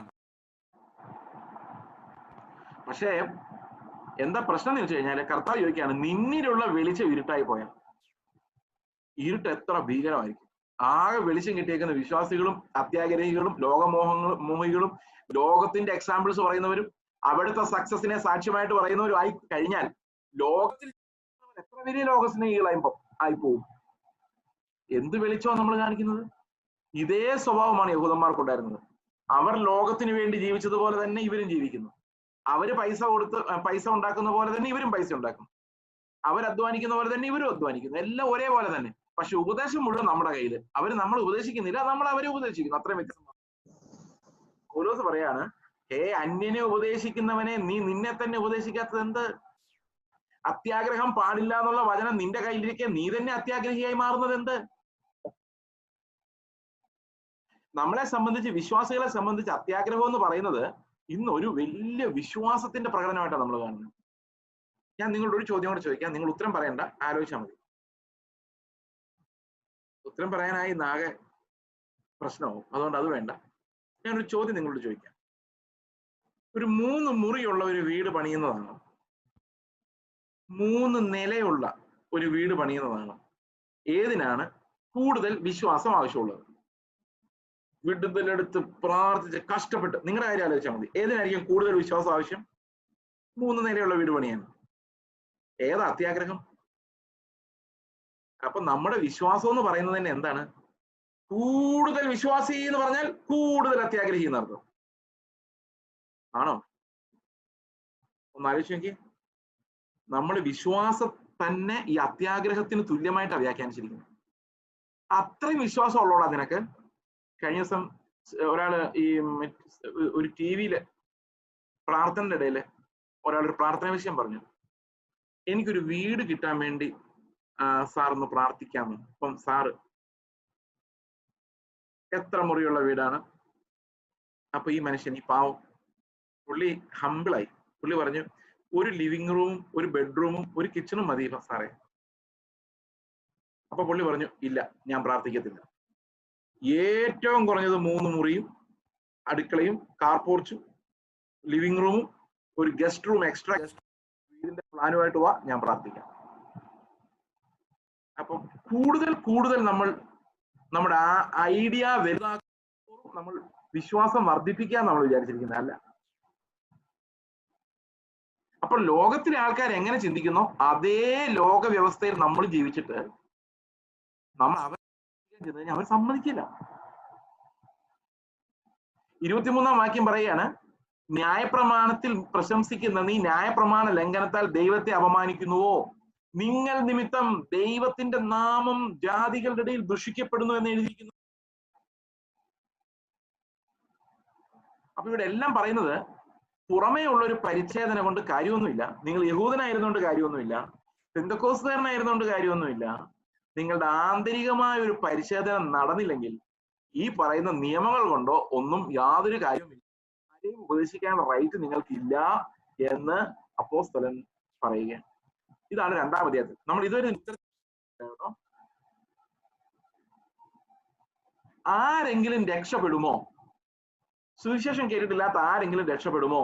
നിങ്ങൾക്ക് ഉത്തരം ഓൾറെഡി മനസ്സിലായി കാണും. പക്ഷെ അത് പൗലോസ് അടുത്ത അധ്യായങ്ങളിൽ തുടരുന്നുണ്ട്. ഓക്കെ, നമ്മൾ അതിന്റെ 3-ാം അധ്യായത്തിന്റെ ആദ്യ ഭാഗങ്ങളിലേക്ക് പിന്നെ വരാം. കാരണം തോട്ട് പ്രോസസ് കണ്ടിന്യൂ ചെയ്യാൻ വേണ്ടി നമ്മൾ പോവുകയാണ്. 9-ാം വാക്യം തൊട്ട് വായിക്കാം. ഇതാണ് തോട്ട് പ്രോസസ്. ഇവിടെയാണ് പൗലോസ് ഇത് അവസാനിപ്പിക്കുന്നത്. വേഴ്സ് 9. ആകയാൽ എന്ത്? ഈ 3-ന്റെ 1 മുതൽ 9 വരെ നമ്മൾ വായിച്ച വാക്യങ്ങൾക്ക് ശേഷമുള്ള വാക്യങ്ങള് ഇതിന്റെ തന്നെ എക്സ്പ്ലനേഷനാണ്. നമ്മളിപ്പോ പറഞ്ഞ ആ യഹൂദന്മാരുടെ ഗതികേട്, അതിന്റെ എക്സ്പ്ലനേഷനാണ്. 9-ാം വാക്യം പറയുകയാണ്, വിശദമായിട്ട് കാണുന്നത് 9-ാം വാക്യം മുതലാണ്. ആകയാൽ എന്ത്? നമുക്ക് വിശേഷതയുണ്ടോ? അശേഷമില്ല. യഹൂദന്മാരും യവനന്മാരും ഒരേപോലെ പാപത്തിൻ കീഴാകുന്നുവെന്ന് നാം മുൻപേ തെളിയിച്ചുവല്ലോ. അപ്പൊ ഇത്ര നേരം പൗലോസ് എന്താ തെളിയിച്ചു? കുറെ പേര് രക്ഷപ്പെടുമെന്നാണോ അതോ എല്ലാവരും ഒരുപോലെ പാപികളാണെന്നാണോ? ഈ വാക്യം എന്താ പറയുന്നത്? യഹൂദന്മാരും യവനന്മാരും ഒരുപോലെ പാപത്തിൻ കീഴാകുന്നുവെന്ന് നാം മുൻപേ തെളിയിച്ചുവല്ലോ. അപ്പം 2-ാം അധ്യായം മുഴുവൻ, 1-ാം അധ്യായത്തിന്റെ 18 മുതൽ 3-ാം അധ്യായത്തിന്റെ 8-ാം വാക്യം വരെ അത്രയും വാക്യങ്ങൾ കൊണ്ട് പൗലോസ് തെളിയിക്കാൻ ശ്രമിക്കുന്നത് യഹൂദനും യവനനും തമ്മിൽ വ്യത്യാസമില്ല. ഡിഗ്രി ഓഫ് സിന്നിങ്ങിനകത്ത് വ്യത്യാസം കാണും, പക്ഷെ സിൻഫുൾനെസ്, പാപപ്രകൃതത്തിൽ ഒരു വ്യത്യാസവുമില്ല. അവരെല്ലാം പോലെ പാപികളാണ്, ഒരേപോലെ പാപത്തിൻ കീഴേ ആകുന്നു. That means they are slaves to sin, unable to save themselves. അവർക്ക് തന്നെ ഫ്രീ ആവാൻ പറ്റത്തില്ല. They are all under sin. പാപത്തിന്റെ ബന്ധനത്തിനകത്താണ്, പാപത്തിന്റെ സ്ലേവറിക്ക് അകത്താണ്. They cannot save themselves. അതിൽ യഹൂദനെന്നും യവനനെന്നും വ്യത്യാസമില്ല, അശേഷമില്ല, ഒട്ടുമില്ല. 10-ാം വാക്യം പറയാണ്. ഇനി 10-ാം വാക്യം മുതൽ ഒരു കൊട്ടേഷൻ ആണ്. നീതിമാൻ ആരുമില്ല, not even one. No, not one. ഒരുത്തൻ പോലുമില്ല. Not even one. ലോകത്തിൽ ഒരിടത്തും നീതിമാനില്ല. ഇതാണ് കൺക്ലൂഷൻ. ഇതുകൊണ്ടാണ് യേശുക്രിസ്തുവിന് വരേണ്ടി വന്നത്. പൗലോസ് പറയുന്ന അപ്പോസ്തലിക് ഡോക്ട്രിന്റെ ഒരു പ്രധാനപ്പെട്ട ഭാഗം എന്ന് പറയുന്നത് യൂണിവേഴ്സൽ സിൻഫുൾനെസ് ആണ്. No one is righteous. മനുഷ്യന്റെ ഒരു പ്രവൃത്തിയും അവനെ വിശുദ്ധനാക്കുന്നില്ല. No one in the world is righteous. ഇതാണ് അപ്പോസ്തലിക് ഡോക്ട്രിന്റെ ഒരു പ്രധാനപ്പെട്ട ഭാഗം. God is not pleased with any man other than Christ. ക്രിസ്തു അല്ലാതെ ഒരു മനുഷ്യനിലും ദൈവത്തിന് പ്രസാദമില്ല. എല്ലാ മനുഷ്യരും ഒരുപോലെ പാപം ചെയ്ത് ദൈവ തേജസ് ഇല്ലാത്തവരായി മാറിയവരാണ്. നിങ്ങൾ 1000 പ്രസംഗം കേട്ടാലും പ്രിയ സഹോദരങ്ങളെ, അപ്പോസ്തലന്മാരുടെ ഉപദേശത്തിന്റെ ഫൗണ്ടേഷനിലോട്ട് വന്നില്ലെങ്കിൽ ഒന്നും ഓർമ്മയിൽ നിൽക്കുകയില്ല, ഒന്നും ഫലം കൊടുക്കുകയുമില്ല. We need to understand the first tenet of the apostolic doctrine. അതിതാണ്, നീതിമാൻ ആരും ഒരുത്തൻ പോലുമില്ല, ഗ്രഹിക്കുന്നവനില്ല, ദൈവത്തെ അന്വേഷിക്കുന്നവനുമില്ല. No one ever even seeks God. ദൈവത്തെ അന്വേഷിക്കുന്നവനുമില്ല. നമ്മൾ വിചാരിക്കും നമ്മളൊക്കെ ഇടയ്ക്കിടയ്ക്ക് ദൈവത്തെ അന്വേഷിക്കുന്നുണ്ടെന്നില്ല. നമ്മൾ അന്വേഷിക്കും നമ്മുടെ പ്രശ്നങ്ങളുടെ ഒരു പരിഹാരം, അല്ലാതെ നമ്മൾ അന്വേഷിക്കും നമ്മുടെ ബുദ്ധിക്ക് ഒരു മറുപടിയാണ്, ഒരു ചോദ്യങ്ങൾക്ക് ഉത്തരം, അല്ലാതെ ദൈവത്തെ ആർക്കും വേണ്ട. ഞാനതിന്റെ ഒരു എക്സാമ്പിൾ പറയാം. കേരളം എടുത്തോ. കേരളത്തിൽ നിങ്ങൾ വരികയാണ്, നിങ്ങളൊരു ബൈക്ക് ഓടിച്ചുകൊണ്ട് പോവാണ്. അപ്പൊ 2 പേരിരിക്കേണ്ട ബൈക്കിൽ 3 പേരുണ്ട്. ആരുടെയെങ്കിലും ഹെൽമെറ്റ് ഇല്ല. നല്ല അവസ്ഥയല്ലേ? അപ്പൊ പോകുന്ന വഴിക്ക് എതിരെ ഒരാൾ വന്നിട്ട് പറഞ്ഞു അപ്പുറത്തെ വളവിൽ പോലീസുകാരനുണ്ട്. നിങ്ങൾ എന്ത് ചെയ്യും? നിങ്ങൾ നേരെ ആ പോലീസുകാരന് മുമ്പിൽ കൂടെ ഒന്ന് പോയിട്ട് ഹലോ സാർ എന്തൊക്കെയുണ്ട് വിശേഷം ചോദിക്കാന്ന് വിചാരിക്കുവോ, അതോ ഊടുവഴി മുങ്ങോ? ഊടുവഴി മുങ്ങുള്ളൂ. അത് തന്നെയാണ് ഒരു പാപിയുടെ സ്വഭാവം. ഒരു പാപി ദൈവത്തിന്റെ അടുത്തേക്ക് ചെല്ലാൻ പറ്റത്തില്ല. ഒരു പാപിക്ക് ഒരിക്കലും ദൈവത്തിന്റെ അടുത്ത് ചെല്ലാൻ പറ്റില്ല. അവൻ മുങ്ങി നടക്കുകയുള്ളൂ. ഒരു കള്ളൻ പോലീസുകാരനെ അന്വേഷിച്ച് നടക്കുന്നത് പോലെയുള്ളൂ ഒരു പാപി ദൈവത്തെ അന്വേഷിക്കുന്നു പറയുന്നത്. നമുക്ക് തോന്നുവാ നമ്മൾ ദൈവത്തെ അന്വേഷിക്കുന്നില്ല. നമ്മൾ ആരെ അന്വേഷിക്കുന്നറിയോ? നമ്മുടെ പ്രോബ്ലംസ് എല്ലാം പരിഹരിക്കുന്ന ഒരു ശക്തിനെ അന്വേഷിക്കും. നീതിയോടെ ന്യായം പാപത്തെ വെറുക്കുന്ന ദൈവത്തിന് മുമ്പിൽ നമുക്ക് ഒരു സെക്കൻഡ് പോലും നിൽക്കാൻ പറ്റത്തില്ല. അതിൽ ഏറ്റവും വലിയ എക്സാമ്പിൾ പത്രോസിന്റെ കഥയാണ്. ഞാനത് പല സ്ഥലത്തും പറഞ്ഞിട്ടുള്ളതാണ്. നിങ്ങൾ കേട്ടിട്ടില്ലെങ്കിൽ കേൾക്കാം, ഒന്നുകൂടെ കേട്ടാലും കുഴപ്പമില്ല. പത്രോസ് രാത്രി മുഴുവൻ മീൻ പിടിക്കാൻ പോയി, ഒരു മീനും കിട്ടിയില്ല. പിറ്റേ ദിവസം രാവിലെ കർത്താവിന്റെ മുമ്പിൽ വന്നു. നമ്മുടെ അവസ്ഥ അതിലൂടെ കർത്താവിന്റെ മുമ്പിൽ വന്നു, അവനോട് സംസാരിച്ചു, അവിടെ ചുറ്റുമുള്ളവരോട് സംസാരിച്ചു, അവന്റെ പടകിൽ നിന്ന് സംസാരിച്ചു. അതിനുശേഷം പത്രോസിനോട് ചോദിച്ചു, മോനെ പത്രോസ് എങ്ങനെ ഉണ്ടായിരുന്നു ഇന്നലത്തെ മീൻപിടുത്തം? പത്രോസ് പറഞ്ഞു, രാത്രി മുഴുവൻ ഞങ്ങൾ അധ്വാനിച്ചു, ഒരു പിടിയിൽ ഒന്നും കിട്ടിയില്ല. ഒരു മീൻ പോലും. ഈ ഗലീല കടൽ എന്നൊക്കെ പറയുന്ന വലിയൊരു സമുദ്രമൊന്നുമല്ല, അതൊരു ചെറിയ തടാകം പോലുള്ള ഒരു കടല, ചെറിയൊരു കടല. ആ കടലിലാണ് ഈ മീൻപിടുത്തം. അപ്പൊ ആ കടലിൽ എന്തുണ്ടെന്നുള്ള കാര്യം പത്രോസിന് ശരിക്കും അറിയാം. അപ്പൊ രാത്രി മുഴുവൻ അധ്വാനിച്ചിട്ട് അവിടെ ഒന്നും കിട്ടില്ലെന്ന് പറയാം. അപ്പൊ കർത്താവിനോട് പറയാം, കർത്താവ് ഒന്നും കിട്ടില്ല, ഞങ്ങൾ ഒത്തിരി അധ്വാനിച്ചു. പത്രോസാണ് പ്രാരാബ്ദമുള്ള മനുഷ്യനാ, ഭാര്യയുണ്ട്, മക്കളുണ്ട്, അമ്മയും ഇടയ്ക്കിടയ്ക്ക് പനി വരുന്ന കാര്യം നമുക്കറിയാം. അപ്പം ഒത്തിരി കേസുകളുള്ള കുടുംബമാണ്. അപ്പൊ ഇതേ ഉള്ളൂ വരുമാന മാർഗം. അപ്പൊ വരുമാന മാർഗമൊക്കെ മുട്ടി രാവിലെ നിൽക്കുമ്പോഴാണ് കർത്താവിന്റെ അടുത്ത് ചെല്ലുന്നത്. കർത്താവിനോട് പറഞ്ഞു, നീ ആഴത്തിലേക്ക് നീക്കി വല വീശാൻ പറഞ്ഞു. വലിയ മത്സ്യം അവന്റെ വലയിൽ കുരുങ്ങി. അവര് വെളിയിൽ നിന്നുള്ള ആൾക്കാരെ മറ്റാൾക്കാരെ വിളിച്ചു വരുത്തി, മറ്റു പടകിൽ നിന്നുള്ളവരെല്ലാം വിളിച്ചു വരുത്തിയിട്ടാണ് ആ മീൻ ശേഖരിക്കുന്നത്. ഇത് പ്രസംഗത്തിൽ നിങ്ങൾ പലപ്പോഴും കേട്ടിട്ടുണ്ടാവും. പ്രസംഗിക്കുമ്പോൾ ആൾക്കാർ ഇങ്ങനെ പറയുന്നത്, നിന്റെ പടകിൽ യേശു ഉണ്ടെങ്കിൽ എന്ത് കിട്ടും? ഇഷ്ടം പോലെ മീൻ കിട്ടും. നിന്റെ ബിസിനസ് രക്ഷപ്പെടും. അപ്പൊ നമ്മൾ അന്വേഷിക്കുന്ന യേശുവിനെ അല്ല, മീനെയാണ്. നമ്മൾ അന്വേഷിക്കുന്ന ബിസിനസിനെയാണ്. ഞാനായിരുന്നു പത്രോസിന്റെ സ്ഥാനത്തെങ്കിൽ ഞാൻ കർത്താവിനോട് ഇങ്ങനെ പറഞ്ഞേനെ, കർത്താവേ ഇത്രയും ഞാൻ വിചാരിച്ചില്ല. നിന്റെ പ്രസംഗം കേട്ടപ്പോഴേ നീ ആള് കൊള്ളാമെന്ന് എനിക്ക് നേരത്തെ എന്റെ അന്ത്രയോസ് വന്ന് പറഞ്ഞായിരുന്നു, ഇങ്ങനെ ഞങ്ങൾ മെസ്സിയായി കണ്ടിട്ടുണ്ടെന്ന്. ഓ, ഇത്രയും വലിയ ശക്തിയുള്ള ആളാണ് നീ മനസ്സിലാക്കി.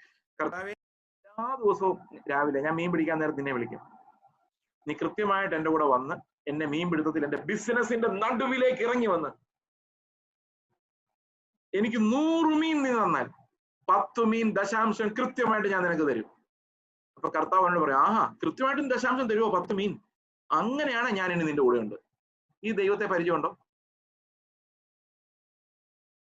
ഇതാണ് നമ്മൾ അന്വേഷിച്ച് കണ്ടുപിടിക്കുന്ന ദൈവം. ഇത് നാട്ടുകാർ മുഴുവൻ അന്വേഷിച്ച് കണ്ടുപിടിച്ചേക്കുന്ന ദൈവം. ഈ ദൈവം ദശാംശം കൃത്യമാണെങ്കിൽ അനുഗ്രഹിക്കുന്ന ദൈവം. പ്രിയ സഹോദരങ്ങളെ, അവിടെ ആ കഥ തീർന്നില്ല. പ്രസംഗത്തിൽ ആ കഥ തീർന്നു, പക്ഷെ യഥാർത്ഥത്തിൽ ആ കഥ അവിടെ തീർന്നില്ല. അവിടെ പത്രോസ് കർത്താവിനോട് പറയാ, എന്റെ കർത്താവേ, നീ മേലാൽ ഇതുവഴി വരല്ലേ, ഞാൻ പാപിയായ ഒരു മനുഷ്യന്, എന്നെ വിട്ടു പോ. അവന് മീൻ വേണ്ട. എന്തുകൊണ്ട് മീൻ വേണ്ട? അവൻ ആ മീനിലോട്ട് തിരിഞ്ഞു പോലും നോക്കിയില്ല. കർത്താവിനോട് പറഞ്ഞു, നീ എന്റെ കൂടെ പോരാൻ പറഞ്ഞു. മീനും വായും അവൻ യേശുവിനെ അനുഗമിക്കുകയും ചെയ്തു. അതിന്റെ കാരണം എന്താണെന്നറിയോ? നമ്മൾ അന്വേഷിക്കുന്നത് ദൈവത്തെ അല്ല, മീനാ. പത്രോസ് അതേ അന്വേഷിക്കുമായിരുന്നുള്ളൂ. പക്ഷെ കർത്താവ് അവനൊരു വിളി വിളിച്ചപ്പോ അവന് മനസ്സിലായി, മീൻ വിൽക്കുന്നതിനേക്കാളും നല്ലത് കർത്താവിന്റെ പുറകെ പോകുന്നതാണ്. അന്ന് ഏറ്റവും വലിയ മീൻ കിട്ടിയ ദിവസം അവൻ ആ മീൻ എവിടെ കൊടുത്തു എന്ന് പോലും അറിയത്തില്ല, ആര് കൊണ്ടുപോയെന്ന് അറിയത്തില്ല. അതോടുകൂടി അവൻ ആ ബിസിനസ് നിർത്തുക ചെയ്തത്. ഞാൻ പറഞ്ഞു വന്നത്, പാപിയായ ഒരു മനുഷ്യൻ ദൈവത്തിന് മുമ്പിൽ അകപ്പെട്ടാൽ അവൻ ഒരു കാര്യം അറിയാം, മീൻ, എനിക്ക് ഒത്തിരി പ്രശ്നങ്ങളുണ്ട്, എന്റെ വീട്ടിൽ പ്രശ്നങ്ങളുണ്ട്, കാശില്ല, മീനില്ല, ഒന്നുമില്ല, ഞാൻ ഒരു കാര്യം എനിക്കറിയാം, എന്റെ ഏറ്റവും വലിയ പ്രശ്നം ഇതല്ല. ദൈവത്തിന്റെ മുമ്പിൽ വരുന്നത് വരെ എന്റെ ഏറ്റവും വലിയ പ്രശ്നം എനിക്ക് മീനില്ല എന്നുള്ളതായിരുന്നു. പക്ഷെ ദൈവം എന്റെ മുമ്പിൽ വന്നപ്പോ എനിക്കൊരു കാര്യം മനസ്സിലായി, മീൻ ഇല്ലേലും കുഴപ്പമില്ല, പാപമാണ് എന്റെ ഏറ്റവും വലിയ പ്രശ്നം. ദൈവത്തെ നിങ്ങൾ കണ്ടിട്ടുണ്ടെങ്കിൽ, അറിഞ്ഞിട്ടുണ്ടെങ്കിൽ, ഏറ്റവും വലിയ പ്രശ്നം ദാരിദ്ര്യമല്ല, ഏറ്റവും വലിയ പ്രശ്നം രോഗമല്ല, ഏറ്റവും വലിയ പ്രശ്നം പാപമാണ്. ആ പാപബോധവും നുറുങ്ങിയ ദൈവം നമ്മളെ പിടിച്ചിട്ടുണ്ടെന്നുള്ളതിന്റെ ഏറ്റവും വലിയ തെളിവ്. ദൈവത്തെ ആരും അന്വേഷിക്കുന്നില്ല. ദൈവം ആരെല്ലാം പിടിക്കുന്നുണ്ടോ അവരെല്ലാം പാപബോധത്താൽ നുറുങ്ങുന്നവരാണ്. പൗലോസിന് ജീവിതകാല അവസാനം വരെ നമുക്കറിയാം, he was always penitent.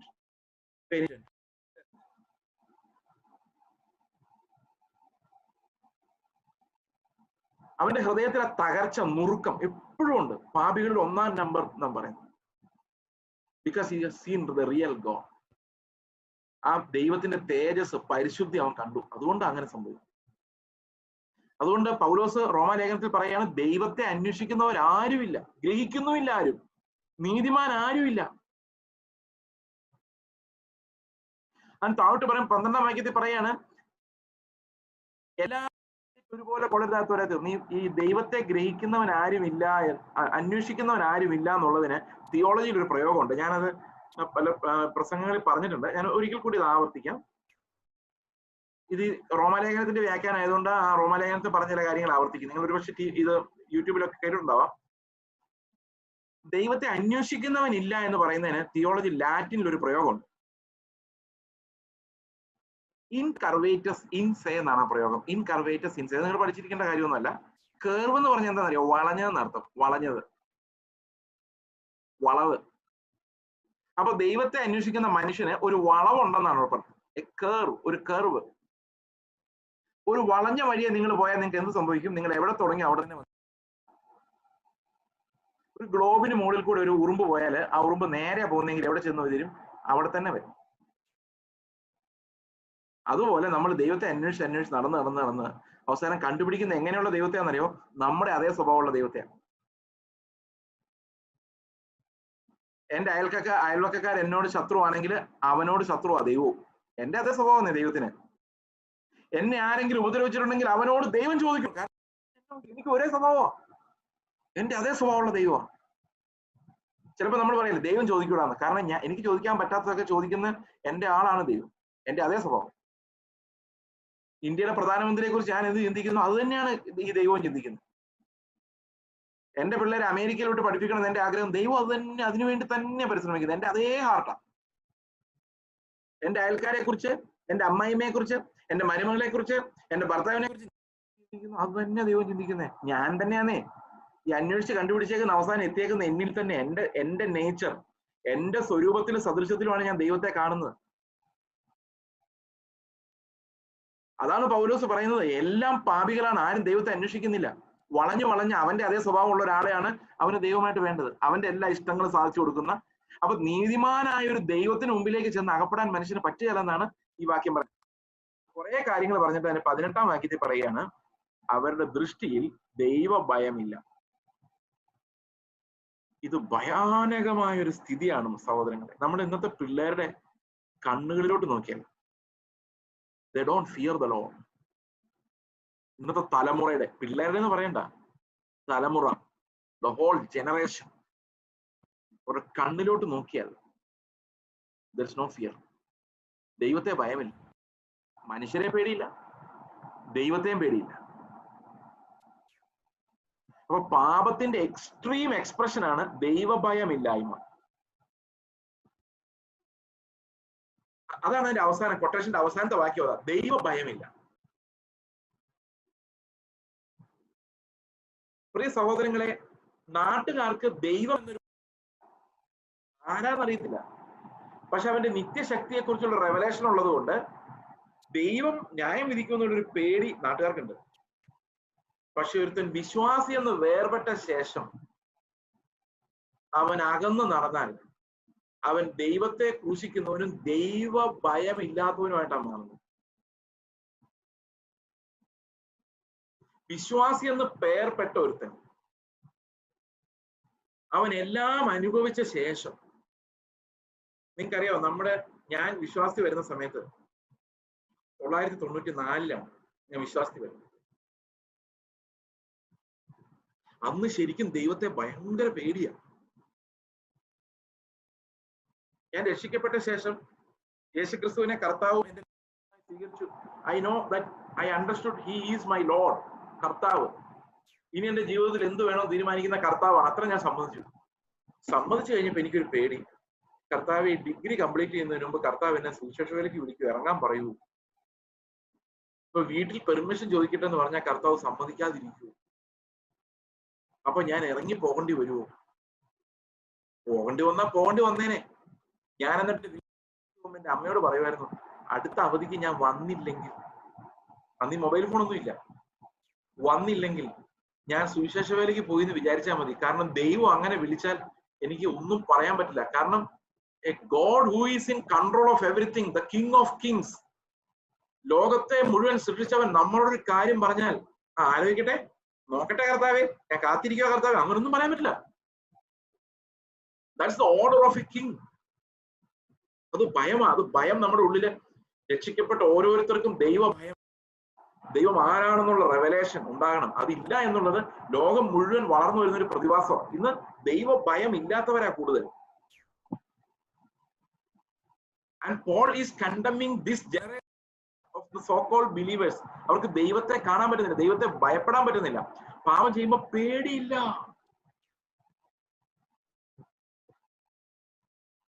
പാപ സ്വഭാവം പലർക്കും ഉണ്ടാകാം, അതല്ല ഞാൻ ഉദ്ദേശിക്കുന്നത്. ഒരു സഹോദരനെതിരെ ദുഷ്ടത പ്രവർത്തിക്കുമ്പോൾ, വ്യഭിചാരം ചെയ്യുമ്പോൾ, വീണ്ടും വീണ്ടും സ്റ്റേജുകളിലേക്ക് വരുമ്പോൾ ദൈവത്തെ ഭയമില്ല.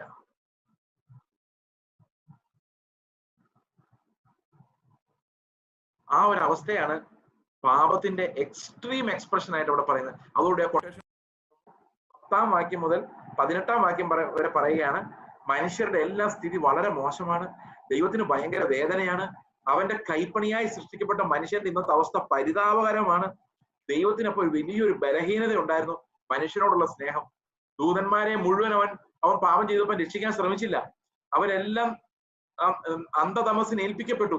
എന്നാൽ അവരെക്കാളൊക്കെ താഴ്ന്ന ലെവലിൽ സൃഷ്ടിക്കപ്പെട്ട മനുഷ്യൻ പാപം ചെയ്തപ്പോ ദൈവത്തിന് നമ്മളോടുള്ള അതിഭയങ്കരമായ സ്നേഹം നിമിത്തം അവൻ വിചാരിക്കുകയാണ്, അവന് വേണേ ഇങ്ങനെ ഈസി ആയിട്ട് വിചാരിക്കാമായിരുന്നു, ഈ ദുഷ്ടന്മാര്, ദൈവഭയമില്ലാത്തവർ, സൃഷ്ടിതാവിനെ അറിയാത്തവർ, എന്നെ അന്വേഷിക്കാത്തവർ, എല്ലാത്തിനും കൂടെ വെട്ടിപ്പറയ്ക്കുന്ന നരകത്തിലിട്ടിട്ട് പുതിയൊരു കൂട്ടം മനുഷ്യരെ സൃഷ്ടിച്ചേക്കാമെന്ന് ദൈവത്തിന് ഈസി ആയിട്ട് തീരുമാനിക്കാമായിരുന്നു. ദൈവദൂതന്മാരെല്ലാം ദൈവത്തെ ആരാധിച്ചേനെ. എത്രയോ നീതി.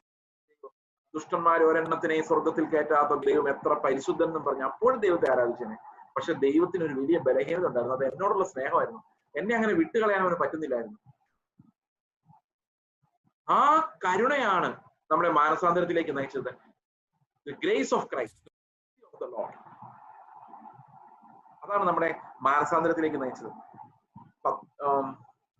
19-ാം വാക്യം പറയാ, ന്യായപ്രമാണം പറയുന്നതെല്ലാം. അപ്പൊ ഈ കൊട്ടേഷൻ എവിടെ നിന്ന് വന്നതാ? ഒരു ന്യായപ്രമാണത്തിന്റെ അടിസ്ഥാനത്തിൽ എഴുതപ്പെട്ട പുസ്തകത്തിൽ നിന്ന് വന്നതാണ് ആ കൊട്ടേഷൻ. സങ്കീർത്തനങ്ങളിൽ നിന്ന് വന്നതാ. 10 മുതൽ 18 വരെയുള്ള വാക്യങ്ങൾ ന്യായപ്രമാണത്തിന്റെ വിധി പ്രസ്താവനയാണെന്ന് പൗലോസ് പറയുന്നു. ന്യായപ്രമാണം ഉള്ളവർ വിചാരിച്ചിരുന്നത് ഞങ്ങൾ എല്ലാവരും ഉപദേശിക്കാൻ വേണ്ടി വിളിക്കപ്പെട്ടവരാണെന്നാണ്. എന്നാൽ ന്യായപ്രമാണം അത് വായിക്കുന്നവരോട് പറയുന്നത് എന്താണ്? നന്മ ചെയ്യുന്നവൻ ആരുമില്ല. ഓക്കെ, അപ്പൊ നമ്മൾ ബാക്കിയുള്ളവർ മോശവും നമ്മൾ നല്ലതുമാണെന്ന് വിചാരിച്ചിരിക്കുമ്പോൾ ന്യായപ്രമാണം കയ്യിലുള്ളവരോട് ന്യായപ്രമാണം പറയുകയാണ്, നീയും പോക്കാണ്. പ്രമാണമില്ലാത്തവരെ ഞാൻ കുറ്റം വിധിക്കുമ്പോൾ പ്രമാണമുള്ള എന്നെ പ്രമാണം തന്നെ കുറ്റം വിധിച്ചിട്ട് പറയാണ്, ഒരുത്തനുമില്ല, ദൈവത്തെ അന്വേഷിക്കുന്നവനില്ല.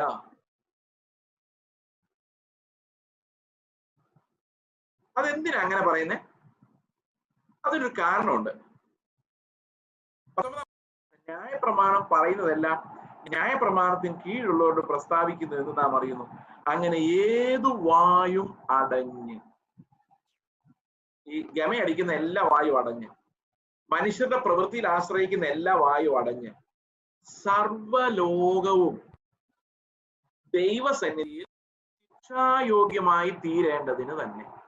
അപ്പൊ ദൈവത്തിന്റെ ആദ്യത്തെ പരിപാടി എന്താണെന്നറിയോ? ലോകത്തിലുള്ള എല്ലാ മനുഷ്യർക്കും പാപബോധം വരുത്തിയിട്ട് അവരെല്ലാം ശിക്ഷായോഗ്യരെന്ന് പ്രസ്താവിക്കുക. അത് എന്തിനു വേണ്ടിയാണെന്നറിയോ?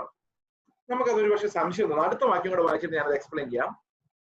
20-ാം വാക്യം പറയാണ്, അതുകൊണ്ട് ന്യായപ്രമാണത്തിന്റെ പ്രവൃത്തികളാൽ ഒരു ജഡവും അവന്റെ സന്നിധിയിൽ നീതീകരിക്കപ്പെടുകയില്ല. ന്യായപ്രമാണത്തിൽ പാപത്തിന്റെ പരിജ്ഞാനം അത്രേ വരുന്നത്. ഈ വാക്യം നമുക്കൊന്ന് അപഗ്രഥിച്ചു നോക്കാം. ദൈവം ഇങ്ങനെ എല്ലാവരെയും പാപത്തിൽ അടച്ചു കളയുന്നത്? എല്ലാവരുടെയും വായ അടയ്ക്കാനുള്ള കാരണം എന്താണ്? അല്ലെങ്കിൽ ചില വായകൾ തുറന്നിരുന്നേനെ. ഈ ചില വായ തുറന്നിരുന്നാലുള്ള കുഴപ്പം എന്താ? ഇപ്പൊ ഒരു എക്സാമ്പിൾ നിങ്ങൾ എടുത്തോ. ചേസ് എന്ന് പറയുന്ന ഒരാള് ഇപ്പൊ നിങ്ങളോട് സംസാരിച്ചോണ്ടിരിക്കുക. ഞാൻ വളരെ നല്ല മനുഷ്യനാണെന്ന് വിചാരിച്ചാൽ മതി. അപ്പൊ ദൈവം എന്നെ സ്വർഗത്തിലോട്ട് കൊണ്ടുപോകാൻ പോവാണ്. ന്യായപ്രമാണമെല്ലാം അനുസരിച്ച് ചേസ് എന്ന് പറയുന്ന ആളെ സ്വർഗത്തിലോട്ട് കൊണ്ടുപോകാൻ പോവാണ്. അപ്പോ ഞങ്ങളുടെ ഈ നാട്ടിൽ അടിച്ച് കൊള്ളയൊക്കെ ആയിട്ട് നടന്ന ഒരുത്തനെ പിടിച്ചിട്ടുണ്ട്. അവനെ നരകത്തിലോട്ട് വിടാൻ പോവാണ്. അപ്പൊ ഈ നരകത്തിലോട്ട് പോകാൻ റെഡിയായി നിന്നവൻ ദൈവത്തോട് ചോദിക്കുക, കർത്താവേ, നീ എന്ത് നീതിയാണ് ഈ ചെയ്യുന്നത്? ചേസ് എന്ന് പറയുന്ന ആളെ നീ ജനിപ്പിച്ചത് ഒരു ക്രിസ്ത്യൻ വീട്ടില്. അവർ ചെറുപ്പം തൊട്ടേ ബൈബിൾ വായിക്കുകയും പഠിക്കുകയും ഒക്കെ ചെയ്ത് ഒരു ക്രിസ്ത്യൻ ജനിപ്പിച്ചത്. ഞാൻ അവരുടെ അപ്പനും അമ്മയും അവനെ പഠിപ്പിച്ചു, ചെയ്യാവുന്ന എല്ലാം ചെയ്തു കൊടുത്തു, ബൈബിൾ മേടിച്ചു കൊടുത്തു, ബൈബിൾ വായിച്ചു. വിശ്വാസത്തിലൊന്നും ആരും വന്നില്ല. എങ്കിൽ പോലും ബൈബിളുമായിട്ട് എനിക്ക് ചെറുപ്പം തൊട്ടേ പരിചയമുണ്ട്. എന്നാൽ ഞാൻ തെരുവിൽ വളർന്നു. എന്റെ മാതാപിതാക്കൾ എന്നെ ഉപേക്ഷിച്ചു. ഞാൻ ചെറുപ്പത്തിലെ ഡ്രഗ് അടിക്കുന്നവരുടെ കൂടെ ആയിപ്പോയി. എന്റെ ബുദ്ധി മങ്ങിപ്പോയി. എനിക്കൊന്നും പഠിക്കാനുള്ള ബുദ്ധി ഇല്ലായിരുന്നു. ഞാൻ അവരുടെ കൂടെ താമസിച്ച് വളർന്നു. എന്നെ എന്താണ് ചേസിന്റെ വീട്ടിൽ ജനിപ്പിക്കാഞ്ഞത്? ചുറ്റി. നമ്മൾ ഇന്ന് നല്ലവരായിരിക്കുന്നതിന്റെ കാരണം എന്ന് പറയുന്നത് രണ്ടാണ്. ഒന്ന് നമ്മുടെ പാരമ്പര്യം, മറ്റൊന്ന് നമ്മുടെ അന്തരീക്ഷം, നമ്മൾ വളർന്നു വന്ന അന്തരീക്ഷം. ഒന്ന് നമ്മുടെ ജനറ്റിക് കോഡ്, നമ്മുടെ ജീനുകൾ, അതിന്റെ കോൺസ്റ്റിറ്റ്യൂഷൻ, ഹെറിഡിറ്റി, എച്ച്. രണ്ടാമത്തെ ഫാക്ടർ എന്ന് പറഞ്ഞാൽ നമ്മൾ വളർന്നു വന്ന അന്തരീക്ഷം. ഇത് രണ്ടും നമ്മളെ നല്ലവരും ചീത്തവരും ഒക്കെ ആക്കിയേക്കുന്നത്. ആണോ അല്ലയോ? ആണ്. ഇനി ഞാനാണോ ആ ഡ്രഗ് അഡിക്റ്റ് ആണോ നല്ലവനെന്ന് അറിയണമെങ്കിൽ അവനെ എന്റെ സാഹചര്യത്തിലും എന്നെ അവന്റെ സാഹചര്യത്തിലും വിടേണ്ടതല്ലേ? എന്നിട്ടല്ലേ കറക്റ്റ് ആയിട്ടുള്ള